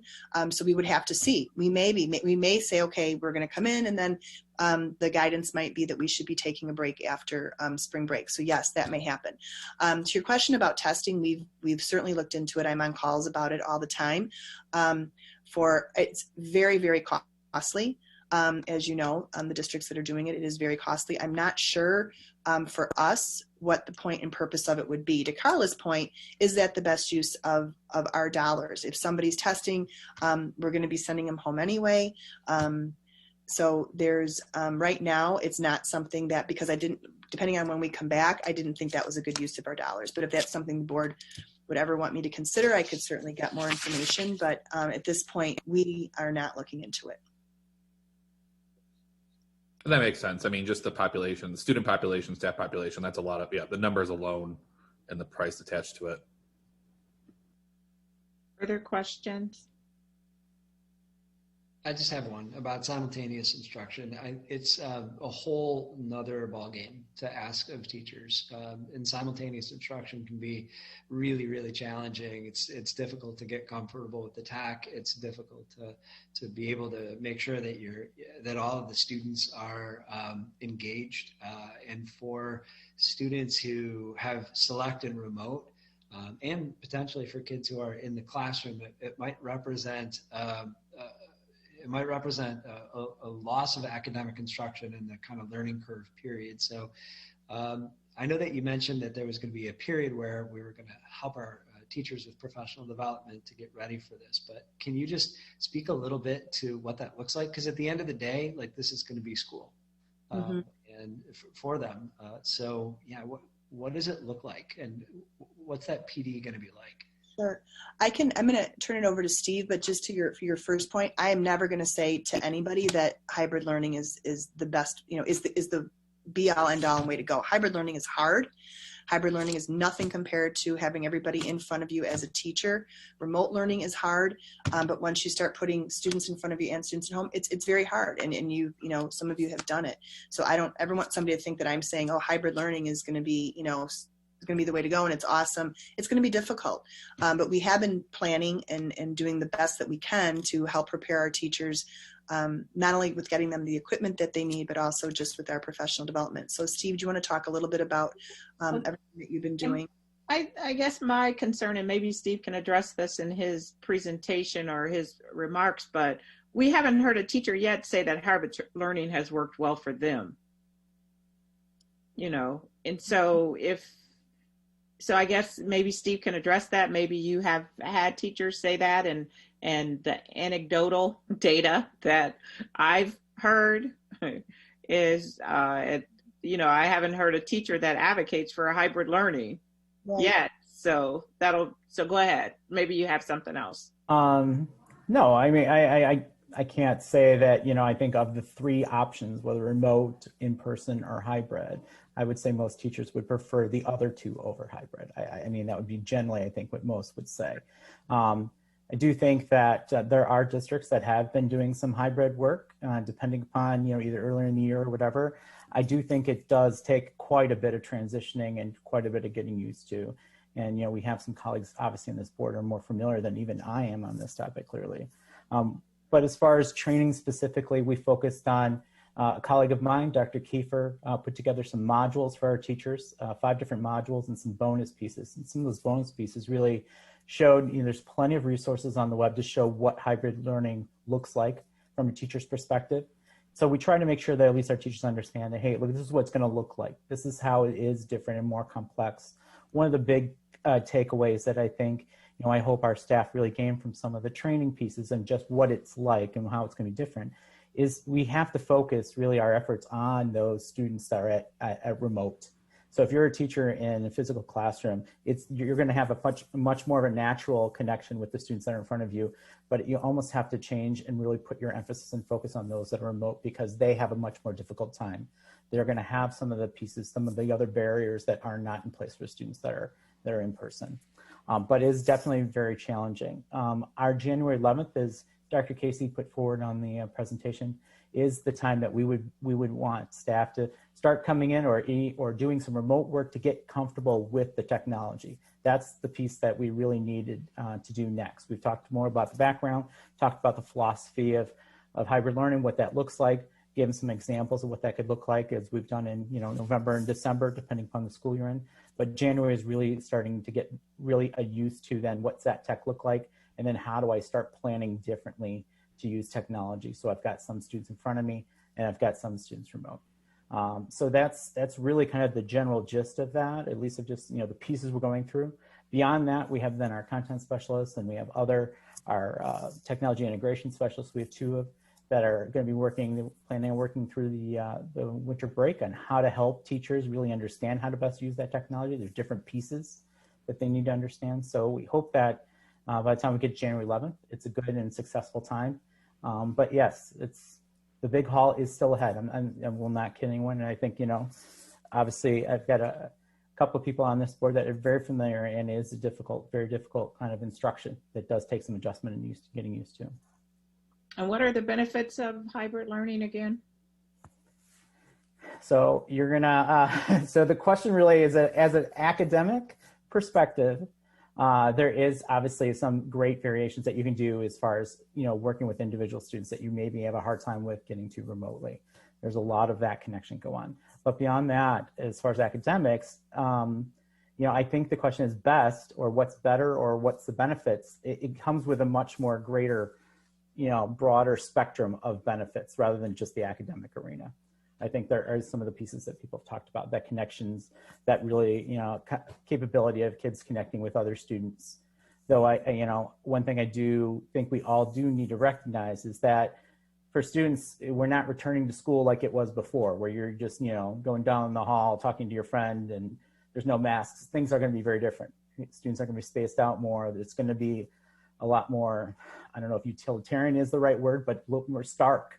And that environment is something that I'm sure students will take some adjusting to, considering if they've been coming to school and just kind of popping down the hallway with friends and talking about what's going on. It's going to be much more, you know, 6 feet apart, more, you know, in lines, more staying safe, more, you know, we need to help be fairly quiet here so we can make sure that students that are remote can hear us. So it's going to be a very different environment than what kids are used to. So I guess here's my thought, because nothing for me has really changed from the November meeting, the October meeting to now. But I realize the remote is hard. It's hard for my kids. It's hard for teachers. It's hard for everybody. It's not that I'm totally against hybrid, but I guess we send out the surveys to the parents. What have our teachers said? Because are they saying that hybrid will work for them? Because as Carla said, we've heard the anecdotal data, but what have they said? Because what happens when we bring teachers back and students back into this hybrid model, and then we have a COVID spread, and now we have to shut down and quarantine, and kids got to go back home. Like, are we thinking about the consequence and the problems and the emotional toll that that's going to take on kids at that point? Sure. And that's happened in many districts where they just started, they were there for a week and then everything got shut down again. I will say that I've heard different things from teachers. Many teachers, hybrid, they don't want to do hybrid. It's very, very difficult. Many of them feel they're doing such an amazing job with remote for many of them that they're like, they want to stay in remote because it's working and it's working for their students in their class. I've heard from other teachers that really feel like they're doing a disservice by not being in person with their students. So especially some of our special education teachers, some of our teachers of younger students, I've heard that from them. But to answer your point honestly, I think many of our teachers, hybrid is certainly not, like Steve said earlier, it's not the optimal way to do, but our teachers would say like many are scared about coming back. They're nervous and for them hybrid for them remote is working. So we weren't given any of that data from the teachers, or did I miss it? No, there was no data. I'm saying like if we asked I'm talking about just conversations I've had, things that we've heard from teachers when we've talked to teachers. We didn't give teachers a survey that said, do you want to do hybrid? Because we've been working this whole year with teams to try and come up with the best schedule in between full in-person and full remote, just like every district has. So I think that's where the difficulty is. Mm-hmm. Not that teachers necessarily have a choice because it's their occupation. We pay them to do a job. But I'm just saying, since we were talking about some data that was out there that I guess is really not out there because we haven't seen it. Carla being a scientist, I guess data is her thing. For me, data comes in the form of evidence, which is usually through case law or statute or something like that. So it's always helpful when people say data or evidence. I like to see it backed up. So really, there is no such data by way of survey or anything like that. So we're just going to throw that word out because that doesn't exist. So I'm just worried that if we do it and then we have to stop it, that takes on that's a whole nother social, emotional toll. Then we're looking at more money. So I don't know what the right answer is. Mm-hmm. Sure. And I think that, like you said, that goes both ways. I've heard from other districts when they've had to do that. They were thankful because at least the teachers and students finally got to meet each other in person, even if it was for a short time. And then I've heard from other ones that have said it's too difficult because they, like for a little one, or any grade, they just got into it and now everything's changed again. They just, so for some of our kindergartners, for example, they've never been in school. Mm-hmm. So there's all those dynamics that as we try and figure out the best thing to do moving forward that we try to take into account. And let me just be open as a parent, because I don't want anybody who's watching this or anybody who's thinking that, I'm being selfish as a board member. My children, my son who's in high school, who's tested very, very well and has been in all AP classes is freaking failing. And my daughter who's in the middle school is nearly failing. They're not doing well. My daughter will be in some enrichment class over the winter break. So I know the struggles that remote learning takes on parents. My son has to basically help the 12-year-old, and it's all on him. So I know what parents are going through because I leave here in the morning before they get up for school, and I come home in the evening when they are still doing homework or getting ready for bed. So I know what it takes. I'm not being tone deaf and out of touch with what parents are going through. But I'm also worried for our communities. And I'm sorry, go ahead.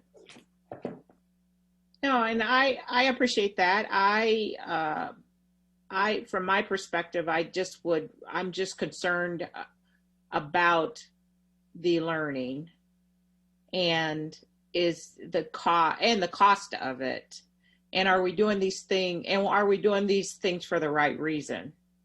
So I just want to make sure that we have the data, that we're doing these things for the right reason, that we really think this will enhance learning. And I understand this pandemic, it has, on the short term, it has had a negative impact, right? You know, this last is coming up on a year. It's had a negative impact, but in the long run, will the fact that the kindergartner didn't go to school this year, will it mean anything to that kindergartner when as a senior in terms of their learning? I mean, it's always going to be a story that they keep with them for the rest of their lives, but is it really going to impact their learning? Will they not be CEO of some major company, or will they not go out and create the next big thing because they didn't go to kindergarten in 2020? That's, you know, I think we got to look at the big picture as well as the small picture on these issues too. And I think one of the most important things we can do as a board is keep our children safe, keep our staff safe, and make sure we're utilizing the tax dollars to the best of our ability. So that's where I'm sitting with it. Are there any other questions or comments? We have a first and a second on the board. Are there any other questions or comments? Otherwise, we should go to a vote.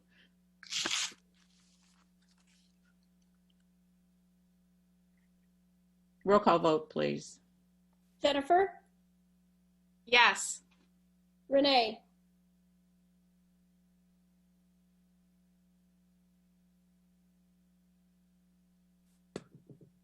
Yes. David? Yes.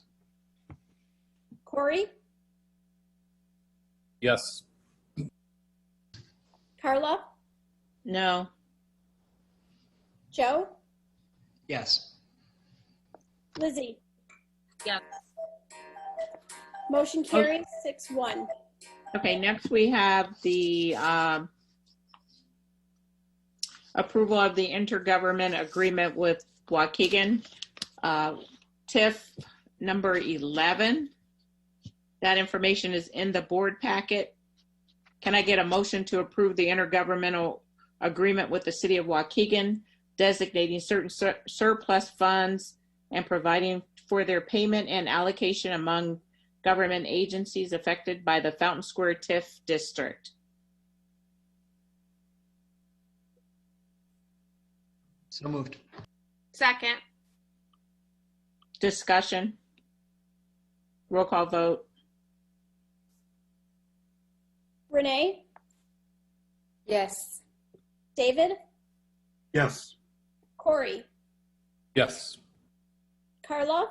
No. Joe? Yes. Lizzie? Yes. Jennifer? Yes. Motion carries 6-1. Can I say one point to that? I just want to thank Sue Simpson from Warren Township, who really worked with us on this, and with Warren High School and everybody else. So I just want to thank Sue Simpson for her leadership on this. Yeah, and I just want to say time and time again, it's been proven that TIFs are not beneficial to taxpayers. They're certainly not beneficial to school districts and other taxing bodies that rely on property taxes. I don't see the need for a TIF in Fountain Square, and I'm against it. So I voted my conscience on that. Next up, we have approval of revised policies. There are several revised policies in the packet.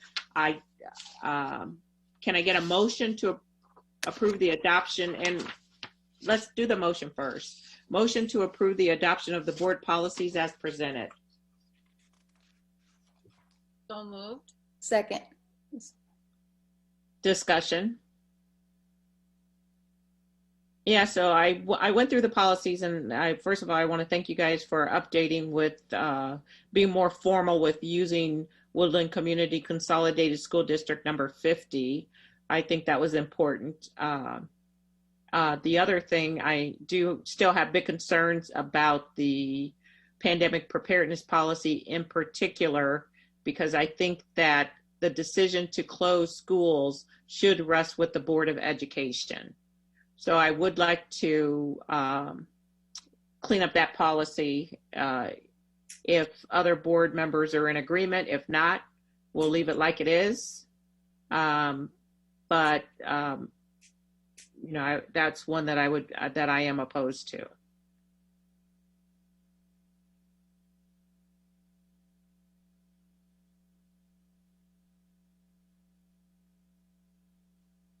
And there's honestly no rush on this policy. You know, if there's something that you, we took it back to the policy committee. If there's any additional work you want on it, you know, just let us know. That one in particular,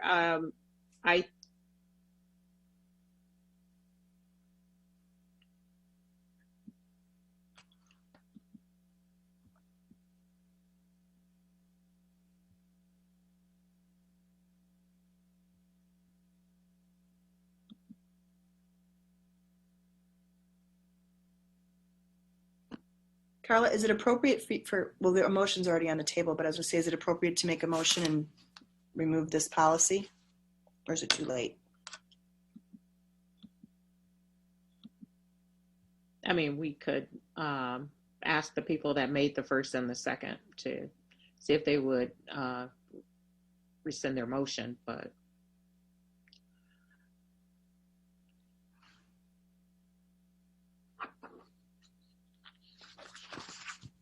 Carla, is your concern you don't want the superintendent to have the authority to close the school in a pandemic? No, I think that decision rests with the Board of Education. So I don't have a problem with the first and the second paragraph. I don't have a problem with the third paragraph. Emergency school closing. In the case of a pandemic, the governor may declare a disaster due to a public health emergency that may affect any decision for an emergency school closing. The Woodland Board of Education may designate the superintendent to make an emergency decision to close school, and if necessary, at the direction of the governor of Illinois Department of Public Health, districts, local health departments, emergency management agencies. I'm not sure if I understand that. Carl, I think the issue here is that if there's an emergency, how are we going to all get together? You're in Chicago, I'm in Waukegan, people are all over. How are we going to make that decision on an emergency basis? I think that's what the purpose of this is. And obviously that we're going to have to back that up as a board afterwards, but I think on a limited emergency basis, I have no problem giving the superintendent that power. And I mean, speaking from, it was just Lizzie and I at that policy committee meeting, along with the other administrators that are there. We did word that in such a way that it doesn't on its own, it says may give the superintendent the authority to do so. I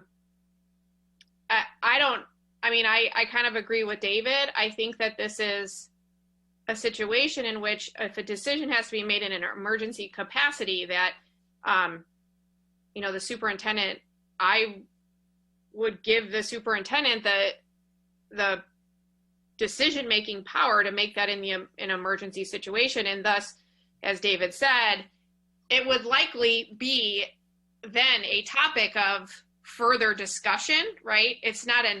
They're not closing schools forever in a pandemic, right? Because we're talking specifically about a pandemic. So that would be a further discussion item as a board to give further direction down the road.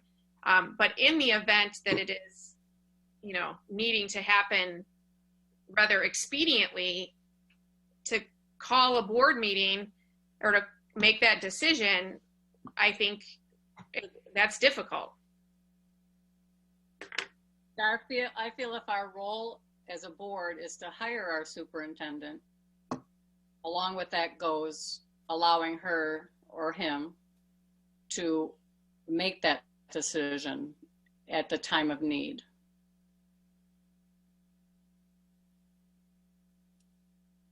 Further discussion.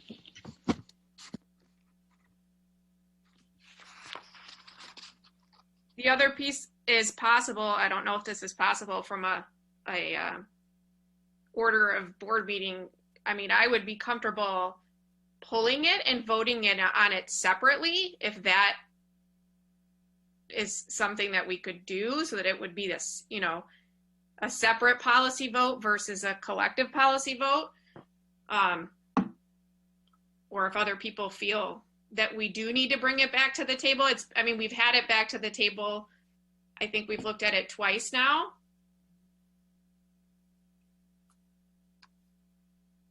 I would be fine. I think I seconded it. I would be fine rescinding that and pulling it separately also, if that's what, if you want.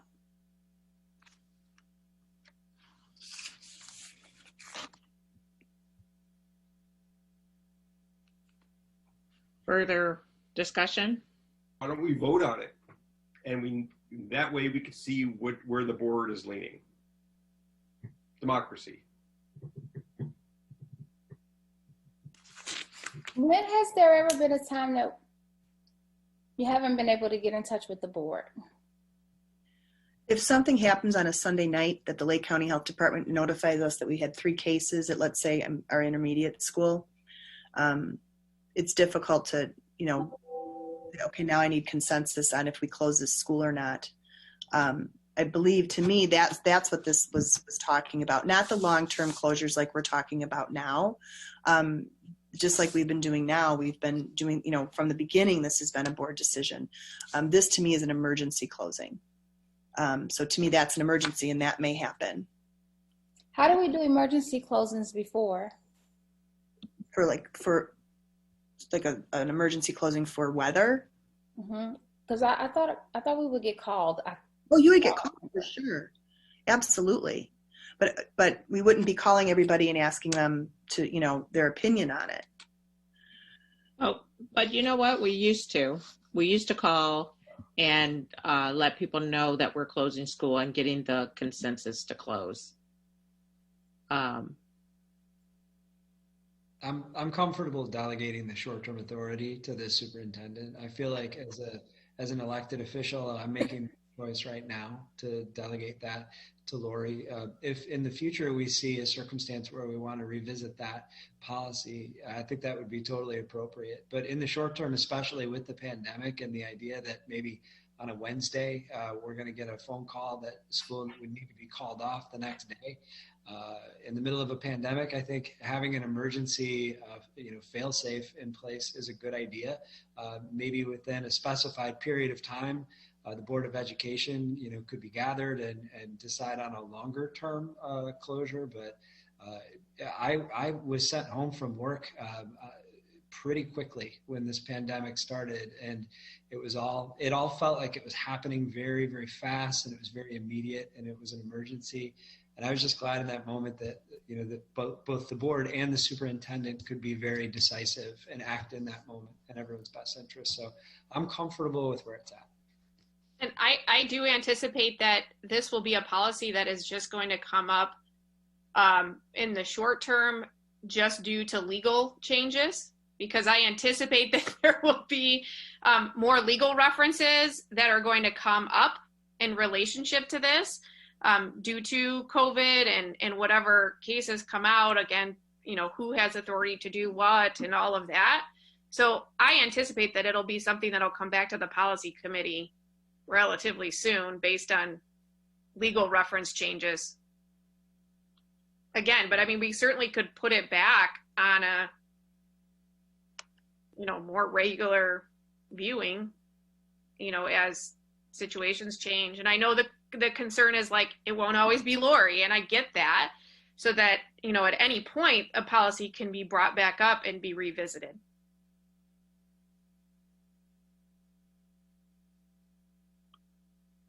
Further discussion?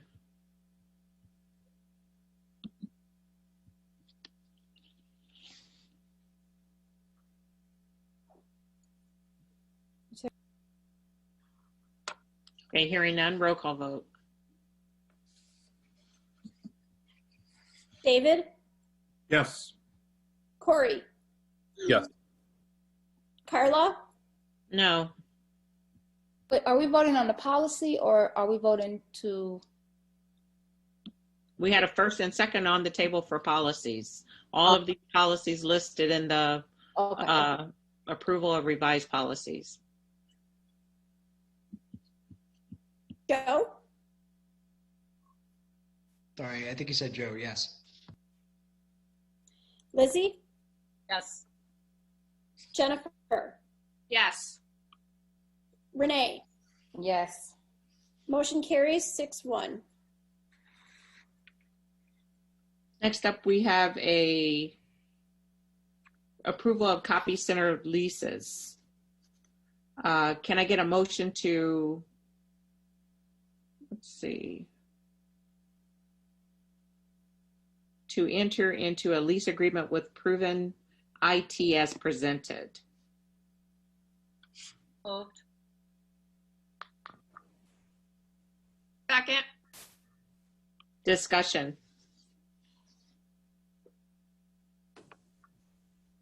If we want to go over this one more time, there's a report the last board meeting. We'll be switching our vendors from COTG to Proven IT. They came in as the low bid. The savings are fantastic. $87,400 a year, I believe, is what the savings were over a 5-year period. You're looking at savings of $437,000. We're getting an additional machine in there, so we shouldn't see any loss of our copy center usage. So this is a good contract for the district.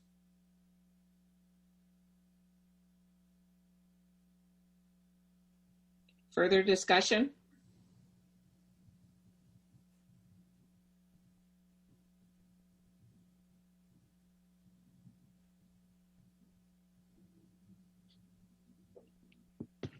Roll call vote. Corey, Yes. Carla, Aye. Joe, Yes. Lizzie, Yes. Jennifer, Yes. Renee, Yes. David. Yes. Motion carries 7-0. Okay, moving forward with reports, discussion items. You have a written report in your packet on the school resource officer, and I believe someone's here from the village. Is that correct? Yes, that's correct, Dr. Little. We have Terry Engler, our attorney, who is going to be coming on the call. And we also have 2 representatives from the Gurnee Police Department, who I will allow them to introduce themselves and their role there. So, taking them a second to get on the call.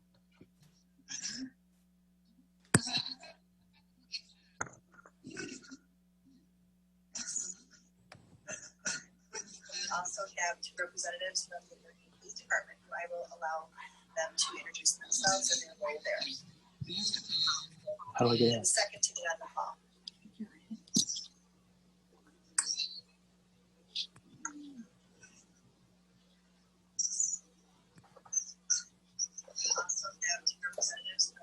If you've just joined us, go ahead and turn off whatever device you're watching the meeting on, because there's a lag, and so it'll cause some confusion probably.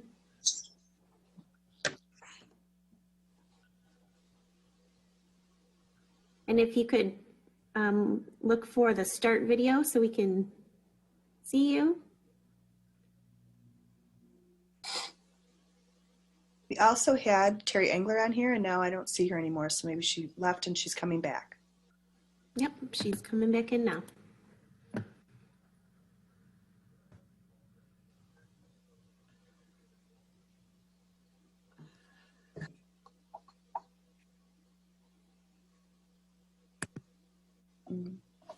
Okay. Great. Good evening. Hello. Hi. Can you hear me? We can. Thank Okay. you. Hi. Yeah, hi, my name is Bill Stashke. I'm a sergeant at the Gurnee Police Department, and I work directly with their SROs. Jeremy, can you hear us? We were having some difficulties before, so you may be having the same difficulties too.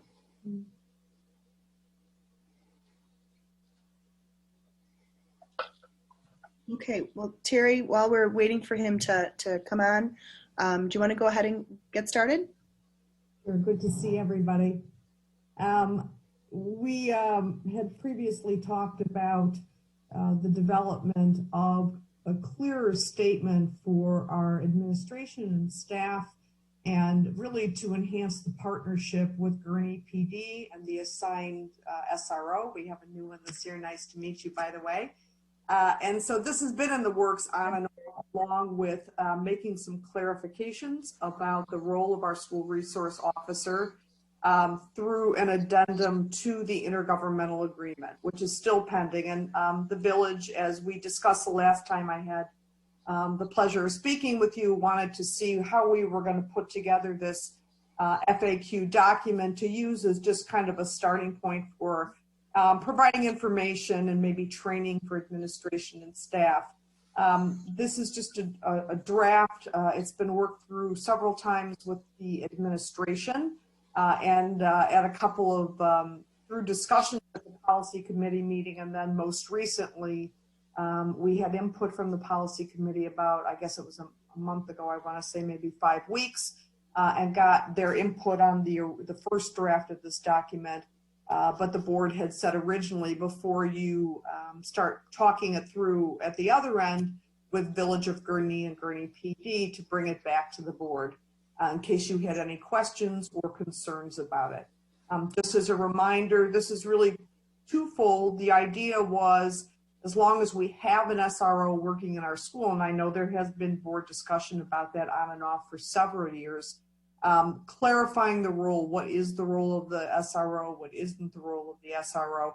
We've got through that intergovernmental agreement already, which we're writing, we're looking to addend to just clarify a little bit further and concerns that have been raised on and off by a couple of board members over the year.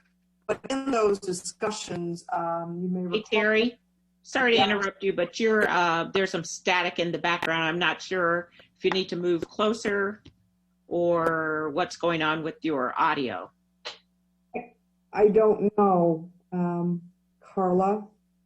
I'm doing what I do every day, and I have no tech support at the moment. So if I just slow down and speak up. Yeah, it sounds better now. So I think you were just too far away. So yeah, try to speak closer. Mm-hmm. Okay, will do. Thank you.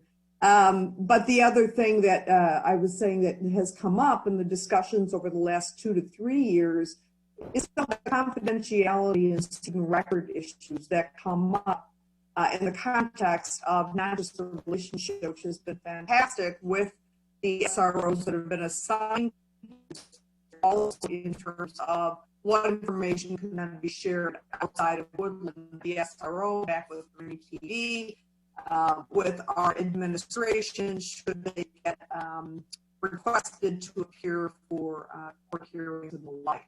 So this FAQ is part of kind of that combined effort of being a little bit more explicit in the governmental agreement about both the confidentiality, student record information issues, as well as being a little bit more explicit about what the role is of the SRO. We have that agreement that's going to be ongoing through next summer, I believe it extends.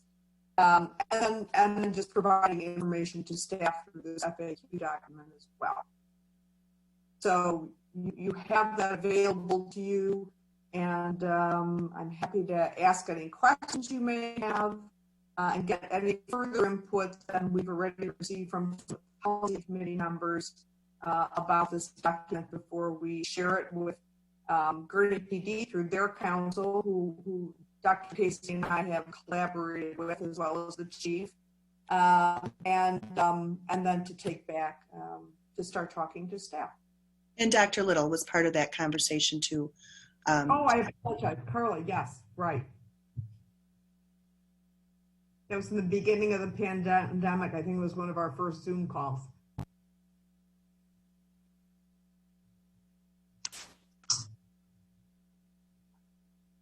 Any questions, concerns? Can I clarify anything about what's in this frequently asked question document? I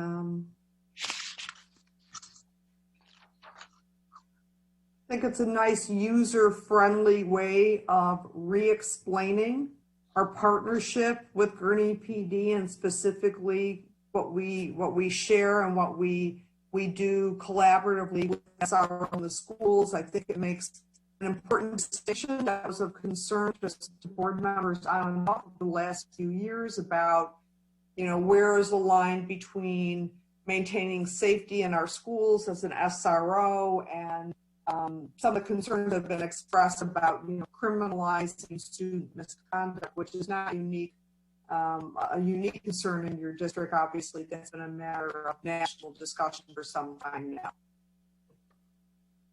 I will tell you that's one of the big issues right now in the Illinois General Assembly is taking a deeper dive into those issues of the role of SROs and police. So we may see legislative action after the veto session that may or may not expand or change some of the rules. I don't have any reason to believe at the moment it would change anything that we have in this frequently asked question document, other than they may be more restrictive about when our SROs or outside law enforcement officers can interview children. But we put the current rules in this document in what was intended to be a very user-friendly manner.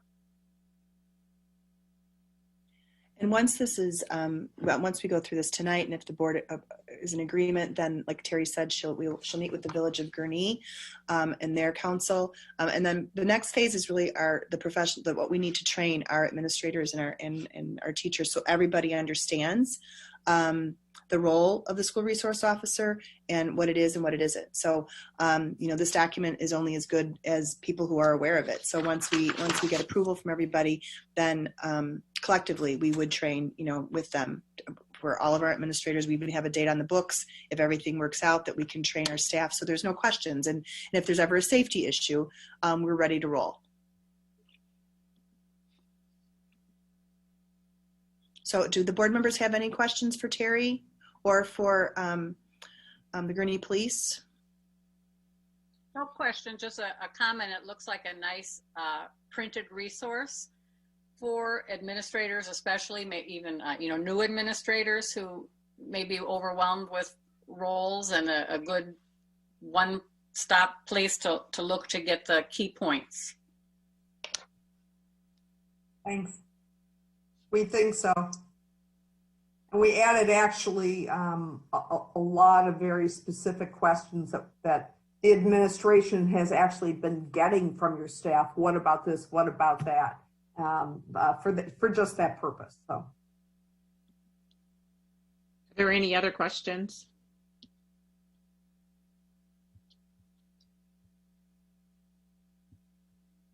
Is Gurnee PD able to hear us now? Sorry, yes, I've been able to hear you all the time. Thank you. Okay. Did you want to say anything, sir? No, I just appreciate the opportunity to come on here with, and if you guys had any questions or anything of that nature. And I think that that the document as well gives good guidance all around. So appreciate the opportunity that we've had to work with all the administration to put this together. Okay, further questions? Well, thank you both for attending the meeting tonight. What are the next steps? Dr. Casey and I would share this draft. I will reach out to Brian Winter, who is the attorney for Village of Gurnee and Gurnee PD. And he's already given me some preliminary input that I used to kind of build on this. He had some ideas about just some basic stuff about the role of the SRO and basic allowances for communications and expectations for good reciprocal communication. So he knows that before he and I discuss this further, we were waiting for board input and board approval to pass it along. We'll get Gurnee PD's input and see if they have any specific questions, concerns, or suggested additions. And then we'll have a final draft that we can take to your administrative teams, and our new SRO will be working along with us in that process. Okay, well, thank you very much. Happy holidays, everybody. Stay healthy. You too. Thank you. Bye. Thank you. Thank you. Bye. Our next item is superintendent search for FY23. You have the memo and the information from Dr. Casey in the board packet. Are there any questions or comments? These are things that we need to discuss and think about moving forward on. And this is just the beginning of the discussion. I have to say, we don't have to come to any decisions tonight. We wanted to provide you with the information, and then we'll have further discussions on this topic at the at future board meetings starting in January as well. So it doesn't have to be a long discussion tonight, but based on the information that you do have in the packet, is there any information that you would like to see additionally for the January discussion? I think that might be a good place to start, given the hour that, we're right at 9:30, 9:29. So we don't, again, not trying to have a long discussion on this tonight, but just wanted to introduce the topic and continue the discussion and start making decisions in January, I think. Sure, that was my only question, Dr. Little, was if there's any additional information we can gather for the board, if there's anything else that you'd like on the January board meeting, we're happy, Laura and I are happy to do that. Discussion, board members? I very briefly read through each firm's information, and I can't remember right now. I know on one of them I did see a fee, but I can't remember now if I saw a fee for all of them. Not that means we don't choose one or the other necessarily on the fee, but it might be nice to have that for each. And again, if anyone else read them more thoroughly that knows it's there, it may be, and I just didn't catch it. Sure. Sometimes they were buried in there, but we can certainly go back to the firms if they did not give us one and get fees. I think for sometimes it's also like an a la carte menu, depending on what you want them to do. The fee may change, but we're more than happy to do that. Further discussion? Hearing none, we'll go ahead and move forward with the next agenda item, knowing that this topic is coming up again next month. Next up, we have a written report on the auditor's contract renewal. So our auditor, their final year of the previous contract was fiscal year 20. They've completed the audit. Firm for a little while now. They've been expedient with their services. They've been helpful all year round. I asked them to provide an engagement letter just to see what fees would be for the following years. It's audit services, a specialized service, so it's not something that you have to go out to bid for.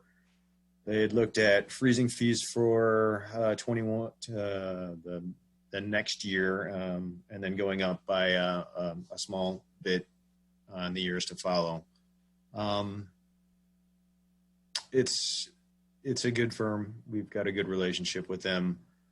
I've done an RFP in the past with in my previous world, and I can tell you that this price is very fair and very reasonable. The recommendation that we would stay with them, at least for another contract while I'm here, and then perhaps reevaluate them at the end of that contract. Questions? Any further discussion on this? Next up then, we have a written report on FY22 district fees. There will be an action item on the 28th, January 28th board meeting. Chris, did you want to add anything? In that report, we taken this and we talked a little bit about the finance committee meeting, given our current climate, given our current environment, remote learning, we had discussed holding fees at the same rate as this year and not increasing fees for next year. And I think everybody was in agreement that that would be the best idea. I put a small blurb in about summer school in the event that we're miraculously back to normal by summer. I don't believe that that will happen. And I believe we'll have to probably come to you with a different summer school idea a little bit later on, but that's generally a piece that's always been in the report. So we kept it in the report, but it's nothing that will be set in stone if summer school were to change from what a traditional summer school year would be. Oh, good, because that was my question. Okay. Yep. Any other questions about the FY22 district fees? Okay, moving forward then, the written report on the Woodland Elementary, Illinois Assessment of Readiness Goals. Sure, we just put that in there for the board's information. You've seen we had to do the similar thing last year. It has to do with a designation we received from the Illinois Assessment of Readiness, and it's the plan that Dr. Thomas and Mr. Wahlberg are working on to address those areas, and Dr. Walls. Questions, comments? Okie dokie. Well, moving forward then, board improvements and operations. Any announcements from the board? Any updates on committees that you serve on?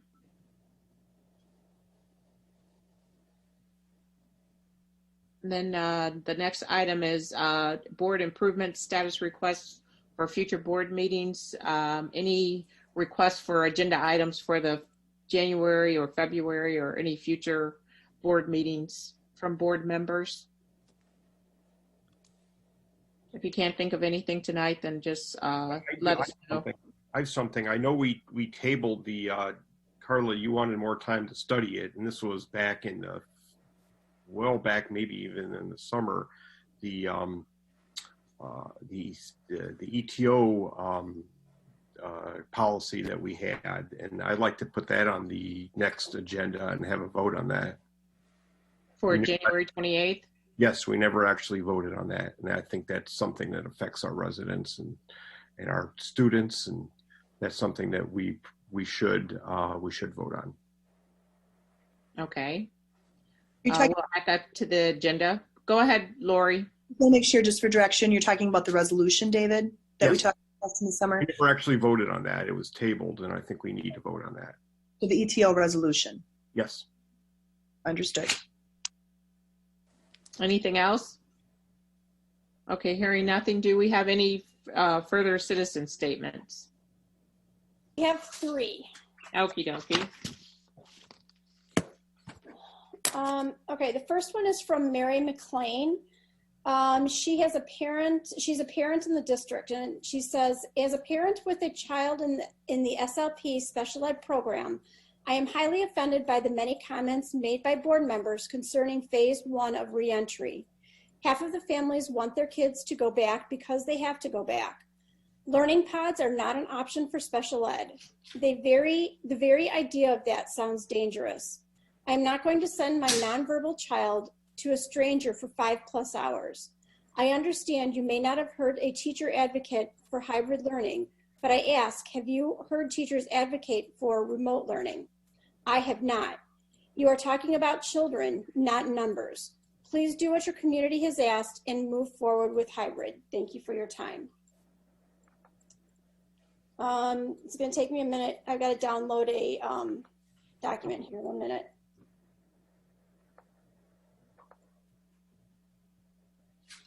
The next one is from Eduardo Zermano. He provided a citizen statement earlier tonight. And he says, I would like to thank you for your healthy discussion. I'm glad to see how seriously the board is taking this decision. I keep hearing the word safety thrown all around, but no school board member has acknowledged the data that shows the relatively small risk for children. No school board member has acknowledged the data that students aren't drivers of COVID transmission in schools. I've previously submitted a page full of evidence. This data is not anecdotal. The is there for you. The date is there if you make the effort to look for it. I would like to place the burden of proof on the board to present the data to parents that justifies forcing our kids to remain at home. You keep pointing to health metrics, but those metrics don't mean anything without proper context. That data cannot make your decision for you. Your decision should not be solely based on metrics. The decision to keep our kids at home has trade-offs. As policymakers, you must weigh all the trade-offs and not simply blindly be led by metrics. You are not computer programs. What does it mean for, quote, metrics to allow for safe return, unquote? That is not an analytical question. That is a policy question you must determine. In making your decision, you must consider the incredible harm to our kids' emotional health. You must consider that every day you delay our kids coming back, you are widening the educational gap among our Black and Hispanic populations. You must consider the kids are going hungry without school meals. You must consider that there are kids living with abusive parents who don't have adults they can reach out to for help. You must consider that COVID has very small effect on children and still a small effect on adults under the age of 55. I'm getting frustrated hearing you talk only about metrics and never acknowledge the negative effect on your biggest at-risk students. I have not heard any questions expressing concern for them. That is incredibly sad. Metrics aren't the end. They only are one tool to use when making your decision. I suggest you get on Google and do research because it's obvious to me the board does not appreciate the incredible harm being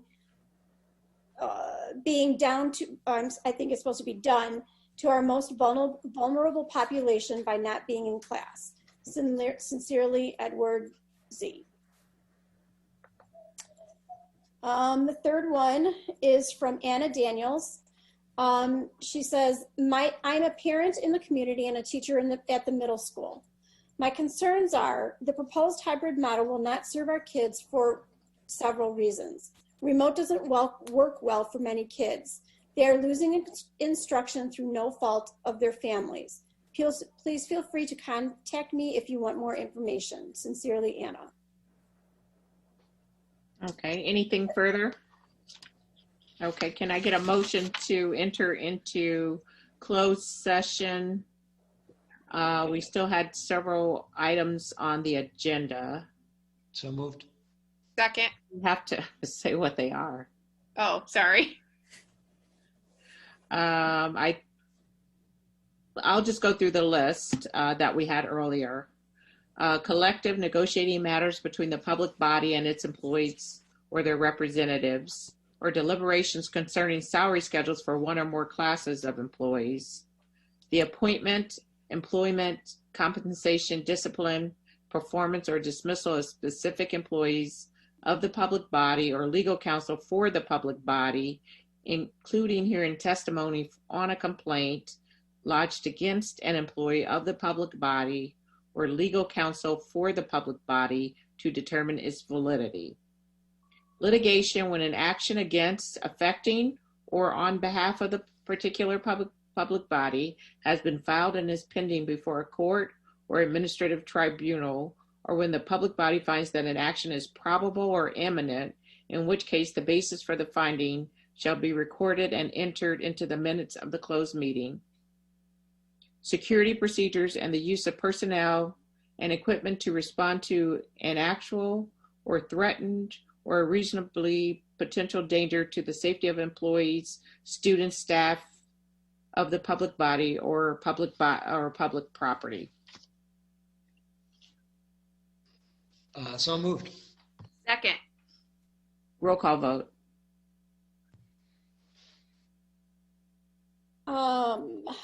Carla. Aye. Joe.